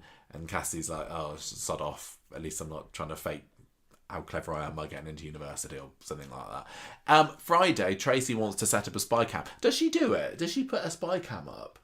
I don't or was she remember just talking about it? I can't remember. But she's onto her, isn't she? The spy cam thing is maybe starting to get a little bit overused because Leanne's done it, Anne Maria's done it this year. But it makes sense because the technology's there. Why wouldn't you use it? I suppose so. But now this is interesting. She's not going to catch what she thinks. She's not going to be looking for this. So no, where's she going to set? She's not going to set up the. I think that she put it in the kitchen. In the kitchen, is she? Yeah. No, I think that she was. Why? Just so that, I don't know, but you're looking through the lounge. You're not going to catch a conversation about money in the kitchen. It's a very small downstairs area. Yeah, I guess so. So, yeah, I guess that maybe she's going to... It's basically open plan living, isn't it? Because that door never closes. Yeah. Yeah, I guess that she's going to see her pouring the medicine in. I hope so. I just need it to come out really now. Anyway... Oh, I don't know what's going to happen. Tracy has been told later on by Amy, I think, about this loan that Ken's given to Cassie, and Ken... says no, it's fine. She's paid me back. I quite enjoyed it when he said, "I just wanted to take the wind out of her sails, Tracy's sails. Don't worry, Cassie. I 100% trust that you'll give me this money back." So that was kind of fun. I was confused here because I thought she did actually give him the money. I know, I couldn't remember. And I'm glad that they confirmed that she didn't. That she's actually being really canny if she did do that, because then she's proving trust. Being canny with Kenny. And then she can borrow more the next time and then not give that back. Yeah, maybe. I really enjoyed Ardy in his monthly appearance that we got in that scene where he's sitting next to Amy, who talk about relationships that have been taking a long time to come to anything. This has been, how long has it been since he nearly married Millie Gibson? That's going on before 2. She was in Doctor Who. Yeah, so that's 2 years now. Doctor Who ago. Yeah, 2 years. Ardy has been kind of sniffing around Amy. If I was Amy, I'd be like, do you want me or not? It's weird. Every now and then they'll have a scene where it looks like he's going a bit gooey-eyed for her, and then we see nothing more for 6 months. And I really like the idea of these two. They've done it with Brian and Mary as well, and I'm not obviously as fussed about those two as being a couple, but it's odd how they sometimes do tease these couples, and then nothing comes of it. No, everyone's relationship is conventional. I know. He's there trying to escape this family gathering with Amy, Tracy and Steve later, and then he's asked what he thinks about Cassie, and he's like, oh my gosh, this is above my pay grade. So Tracy's going off to a spa or something and tells Steve, keep a close eye on Ken. And Amy says, look, Mum's just jealous of her. It's absolutely fine. Cassie is definitely on the level. Yeah. And that was that. That's really your inheritance though, Amy, that he's giving to Cassie. You've got to remember that. Yeah, that's true. I suppose for a minor non-police or hospital related story, we can't complain too much of it. Well, it's sort of medical. Well, he went to hospital for a bit last year, didn't he? But it's mostly at home. Oh my gosh! Is this the last story? No. I can't believe it. We've still got loads more to go. Well, there was an extra half an hour this week, wasn't it? We haven't got a cabin section this week. If you're worried about the podcast overrunning, we have got some feedback because I've been very negligent in my feedback sessions recently. But yeah, the Evelyn story. Speaking of legal things and all things justice. Is it me? This is you. This is Evelyn. Evelyn has been mulling on the fact that she is not achieved much in her life, and certainly nothing to speak of in the last year. And she's bemoaning this to Roy. And he says, why don't you just go to university and get those qualifications? And she says, I've got no chance. Is she, he's trying to tell her to get an ology, isn't he? Oh, yeah, she needs an ology. Is it an ology or is it not, though? I don't think criminology. It is. Oh, it's not lawology, is it? No. Cassie goes to the house and tells her that, making fun of her for trying to do anything in her life. And as the new year rolls in, she's decided that it's going to be 2025 will be her best year ever, and she's going to make some best year ever, says Evelyn. Soap phrase of doom. Because the next day she can't even work out how to apply. She's struggling to apply for this course online, and then also we get distracted because as the action's taking place in the Dobbs Stape house, which is number 9. Yes. Only because I read that a minute ago and I ignored it. Hope is pulling pranks on everybody, like putting gravy granules in the tea and putting salt in the sugar. I thought it was very wholesome of Hope when at first she declared that her New Year's resolution was to do something nice to somebody every day, but then it turns out no, she's just pranking people for her legions of Instagram followers. Well, is this a new thing for Hope? I think this is going to be her thing. Is it going to be an issues-based storyline about online harassment? Well, I mean, I'm going to say she is too young to be... Is she too young to have a social media account? I can't remember. It doesn't matter. They don't care about that, do they? They let anyone do it. It felt... I didn't write very much about this because it felt like just... general throwaway. I think the more will be made of this. I think it will be because basically the way that this prank thing goes, it's first she's putting gravy granules in Evelyn's tea. And then Tyrone's salt and sugar. Oh, yeah. But then she's having a laugh about it with Joseph, isn't she? Yeah. And she said, I got to go bigger. So that's clearly going to lead to something. I don't know what. Like you did before. But I don't mind more in the Dobbs household. It's obviously going to all go too far, isn't it? And then we'll learn to not play jokes. Will it involve flames? I hope so. Brilliant. She's like, I'm just going to set a little fire just to try and worry my mum. Just a small one. This is how you get on drugs. If I was Fizz, I'd be worried because Evelyn and Tyrone have both had their pranks pulled on them, so it's she's very flammable, isn't she? Yeah, and Ruby's laughing along with it, but it wouldn't surprise me if she's not an upcoming victim as well. Yeah. Right. So Evelyn tells Roy that she's applying and asks him for a reference, and he's already prepared one. Isn't that adorable? That was adorable, yeah. She tells Tyrone that she's applied, and he thinks... Again, probably ChatGPT. He thinks she's pulling her leg, and she gets annoyed because she thinks she's just a big joke to everybody. And she's in a really bad mood, and when Cassie comes in, she argues with her about Ken. And Cassie's just laughing at her. And Tyrone realises that it is all for real and tells her that she can do it. That was lovely, wasn't it? Yeah. I do like Tyrone and Evelyn. On Friday, Evelyn has been called into an interview. I can't that believe day. How quickly things have moved. It's so ridiculous. They've obviously got a trial period coming up that they can offer. Maybe. Again, when is this law course supposed to be starting? Because I was just under the naive impression that most courses started in September, I think you can October. Start in January for some. You can just start whenever. And can't start whenever. Have they got a deficit in people signing up for law courses? And they're like, yeah, we'll have anybody. Well, you get like $3,500, don't you? Do you? Well, that's the tuition fee now, isn't it? I don't know. Anyway, so they're in the waiting room for this interview, and the woman who is going to interview Evelyn turns out to be the person whose name tag she stole the other week. That was funny. And so she's like, "Oh, hello." Well, we I'll just move this out of the way. That was brilliant. That was great, moving the nameplate out of the way. Just in case you're tempted. When Evelyn walked into the room, and the woman said, "Oh, Evelyn Plummer, what a surprise!" Me and you were both like, "Are we supposed to know who this is?" Well, I said the only person I think it could be is the name tag person. Her. Yeah, but then I remembered that her name was Marjorie, so that's how we solved it together. I tell you what, we should be the next detective duo of Coronation. We would be excellent at it, wouldn't we? We'd be so good at learning the secrets. This was a fun little scene, wasn't it? With Marjorie Evelyn making things very difficult. Sort of gives up almost immediately, doesn't she? And she's like, right. Yeah, she doesn't like being on the back foot. And the woman's like, well, if you don't like it, leave. And so Evelyn's like, well, I will then. And then she gets up and then she gives this impassioned speech about, how hard her life has been and how she thought for once she might be able to achieve something and sort of blaze the trail for a wave of old age pensioners to become students. But never mind, fine.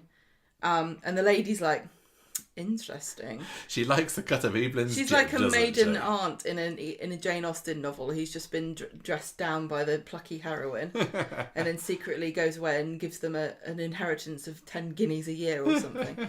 So Evelyn comes home and she's like given up on everything, and Cassie's going to be after those guineas. Oh yeah, she will be.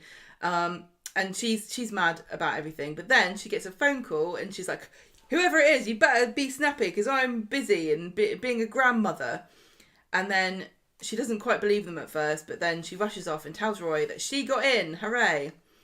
And he says, I'll miss you. And she says, well, I'll still be around. Oh, Maureen Lipman is so wonderful. And just the excitement that she had when she found out that she got the place, like, it was so palpable. It was a really lovely moment. Maybe I should study law. Yeah. Do you reckon? You could be a course mate with her. Anyway, this is all just very sad because it's clearly Maureen Lipman is going to be taking a bit of a step back from Coronation Street. I don't think it's in going into spoiler territory because they are saying pretty much as this on the show, aren't they? Because Roy then has this scene with her in the pub later saying, oh, I'm really sorry that you're not going to be around. And she says, I'm still going to be pootling about here and there. And Maureen Lipman has said a couple of weeks ago, I think it was, or a month or so, that, yeah, I'm going onto a part-time basis on Coronation Street now. Is that right? It feels like she's just going to be a guest star, which is, I'd rather have her, keep her for it. Is she going to be a guest star or is she not going to be in it at all? That's kind of my worry. I mean, she's always had a very kind of flexible relationship with the show, hasn't she? Because she's been going off to do stage shows whenever she fancies, and Coronation Street would be crazy to say, well, no, you're not coming back, you're only allowed to do this, which I think they do with some a lot actors of people on Coronation Street. So I hope it's not going to be so obvious, but it's clearly going to be she's been a on bit and of off. a reduction. We've felt this, and maybe this is just her making it official, I don't know. Yeah. But it would be sad to see less of Evelyn, but I hope that she gets that first in criminology or whatever. I think that, I mean, lots of characters do go through vast dry periods, don't they? Where you don't see them really whatsoever. And maybe when Evelyn's been not treading the boards in Rose or whatever Maureen Lipman's been getting her to, we have seen a fair bit of her, and it just means that we're going to see her the same amount as somebody who is generally like not being used very much. Yeah, have you exactly. seen Brian? Yeah, Brian's a really good example. He's so rarely in it. I don't know how many appearances he got in 2024, but you know, if Evelyn can get 40 appearances in a year, that's still all right, isn't it? Obviously, we'd love a whole lot more, and the show is going to be worse off without her because looking at new characters that have come into the street over the past 5-10 years, she is right up there with the iconic and most popular characters, isn't she? Evelyn was 38th, and she was in every month apart from September. She was in 75 episodes. Okay, so maybe they have. I'm going to look at Brian and see what he did. Brian was 75th, and he was in 27 episodes. Wow, yeah. So maybe they are going to do something. It's a shame because I don't even remember Brian exists most of the time, so I would hate that to happen to Evelyn. But the thing is, when Brian comes into it, I wouldn't say he makes a big enough impression to stick in your mind, but I think Evelyn still would. I think that Peter Gunn really deserves more than Coronation Street give him. Oh, yeah. I think that writers will be gagging to have I got Evelyn in an episode? Fantastic! I cannot wait to write for her. They'll make more of her appearances. Yeah, I think so. I mean, there's the other one to compare it to, I suppose, is Kate Ford, who's also seemingly gone Kate Ford. I do think she's come out and said that she's, for health reasons, not appearing. Yeah.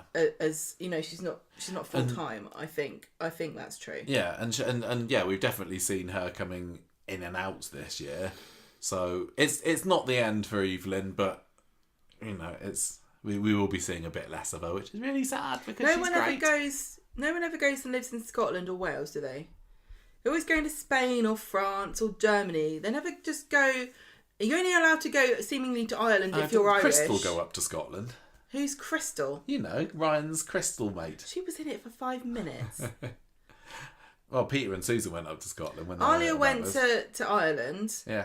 She's like the only person, but she's come back already. She didn't go to there to live. It, yeah. You have to have Irish blood to go to Ireland to live. Yeah. In Coronation Street. Otherwise, it's Spain. Right, come on then. That's that for that Revenge story. of the Sis. Am I doing this one? Yeah, you do the Battersby stuff. We're in the home stretch now. Leanne's had to stay over at Steve's, even though she doesn't have. She has somewhere to go, but she's sad, isn't she? Yeah. And Amy's having a right go at her because she's obviously seen this firsthand working at the bistro. She's like, "You're a cow. That little revenge plot of yours is just as bad as anything the Institute's done." So that really puts Leanne in her place. Mm.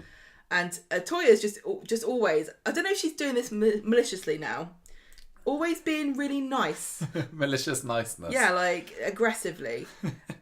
Being really understanding and stuff. And she's like, "Oh, Leanne, are you okay?" And I was like, "Don't even talk to me." No, she just clearly feels guilty about bedding her man. And she feels responsible for what Leanne's been pushed to, but she needs to understand Leanne is a grown woman. And she knows that she wants to keep this Battersby sister bond strong. She feels like it could now be cordial if they tried hard enough, but I don't think Nick or Leanne want that to happen. Nick's like, the CPS are going to charge Leanne with fraud. So yeah, Toya seems to look like she's got a plan of sorts. Well, I'm going to talk to Dee Dee, and Dee Dee's like, "Oh, look, can everybody on the street leave me alone? I cannot wave a magic law fairy wand and make everybody stop." Tell you what, I bet Evelyn could think of a way to get Leanne out of this. If Evelyn becomes a lawyer, that will now be the how many? Well, we don't have pouring ran anymore. The fourth. It's like police officers. There's a whole legal team on Coronation Street now. Yeah, well, there has to be with the amount of crime that goes on. Dee Dee says that she could be facing a custodial sentence for this, and Nick tells Toya that Sam is agreed that Toya can move in with them, and Toya's not really happy about this because she says, "I'm just really worried about Leanne. I don't really care about anything else." So Nick goes to the station and tells Lisa Swain, "Can we just drop everything, please? Because, and if we don't, I'm not going to cooperate."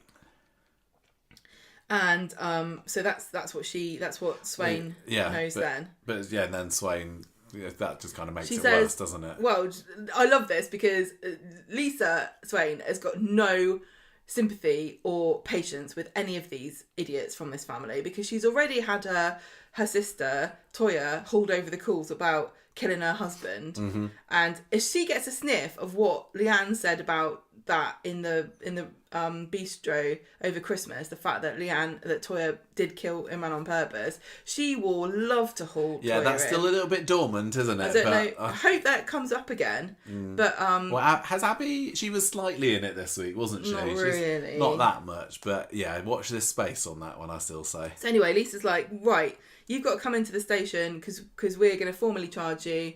And Leanne's like, "Oh, custodial," and Lisa's like, "If only you thought it all through." She's so smug. I love it. She was mega smug. That was a great crime, little moment. Doesn't she? So Leanne goes into the pub and she's absolutely fuming because she blames Nick for this, and she thinks that it's made it worse that he tried to interfere. And Toya's trying to calm her down, but Leanne will not have it.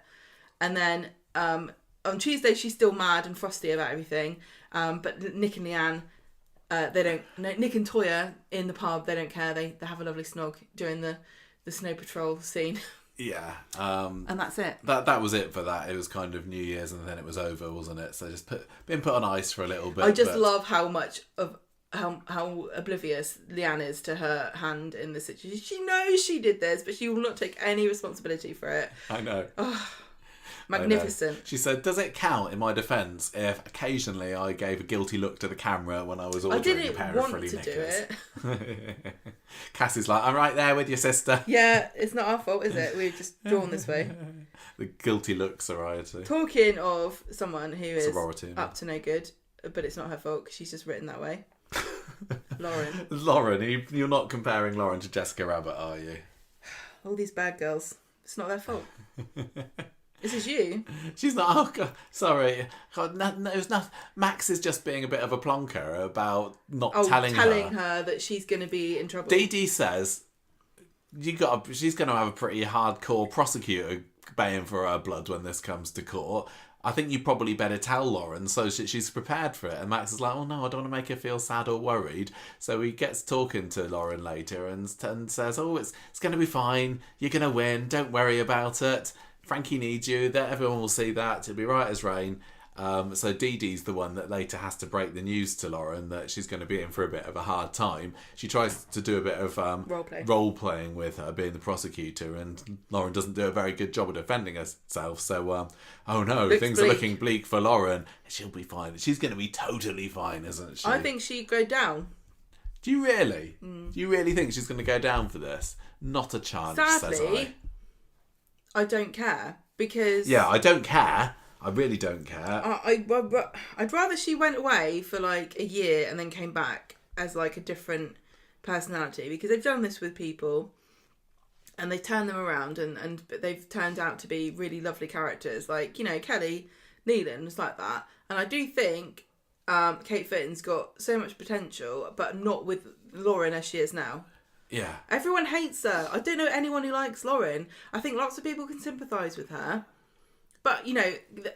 Even with, like, Betsy, who's the comparable character, yeah. I mean, she won the Best Newcomer in our awards, so clearly she does have a lot of fans out there. But I have also seen a lot of people saying, and we've said it as well, got no time for Betsy. Betsy was great this week. I really loved her, being loved up with Mason. But on the whole, I find her character very difficult to like. But with Lauren, I'm not seeing anybody saying, love Lauren, she's the best. Get her out, get her free. She's so misunderstood. Everyone's just like, this character does not work. But I do think I don't think that's true. I think it's a mistake to believe that everyone should be likeable and that every character you should want to root for. And Lauren's a really good example of that, because they haven't made her likeable. And Coronation Street needs characters like that just the same as we need antagonists like Kit. I'm saying it's not worked because they've wanted us to like Lauren. They've wanted us to care where she was when she was missing. It certainly feels that way. They've wanted us to want her to get out of prison. They've wanted us to feel sad when Frankie's got his whatever the medical condition he's got next. But all I'm seeing is people giving a big shrug to it. People complaining that they're saying, "Oh, Lauren's on our screen all the time." She's really, really not. I don't know again where she wasn't. Vast swathes of the year, she was not on screen because she was pretending to be. The fact that when she appears on screen and she has a good 2 or 3 week. She was the 16th most featured character. She was in 119 episodes. Then, isn't it? All right. But anyway, when she'll sometimes have a bit of a 2 or 3 week stint, and by the end of that, people are sick of her and saying, "Well, you get her off the screen." And 2 or 3 weeks isn't a load to feature. But yeah, I don't know. I don't know what 2025 is going to have in store for her.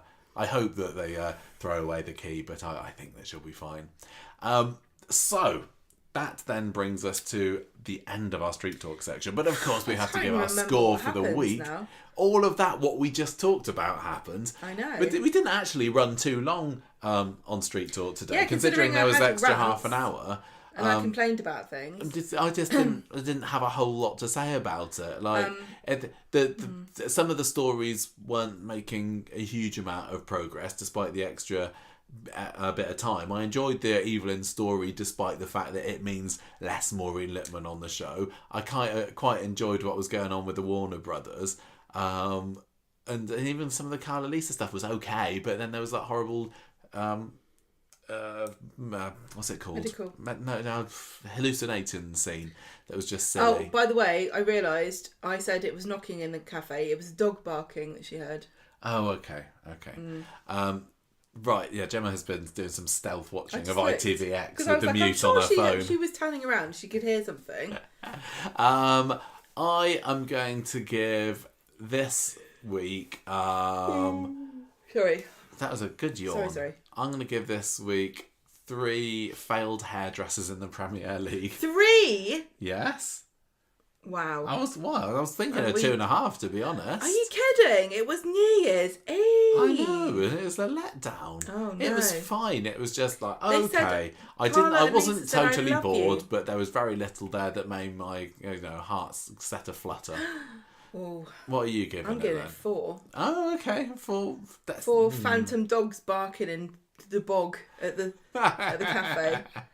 Actually, no. Maybe I'm going to give it 3 boxes, 3 piles of boxes piled up in the factory. Yeah, I enjoyed it. I thought the story with Carla and Lisa. I'm glad you did. I hate medical storylines. I know what sepsis is now. Please shut up about it.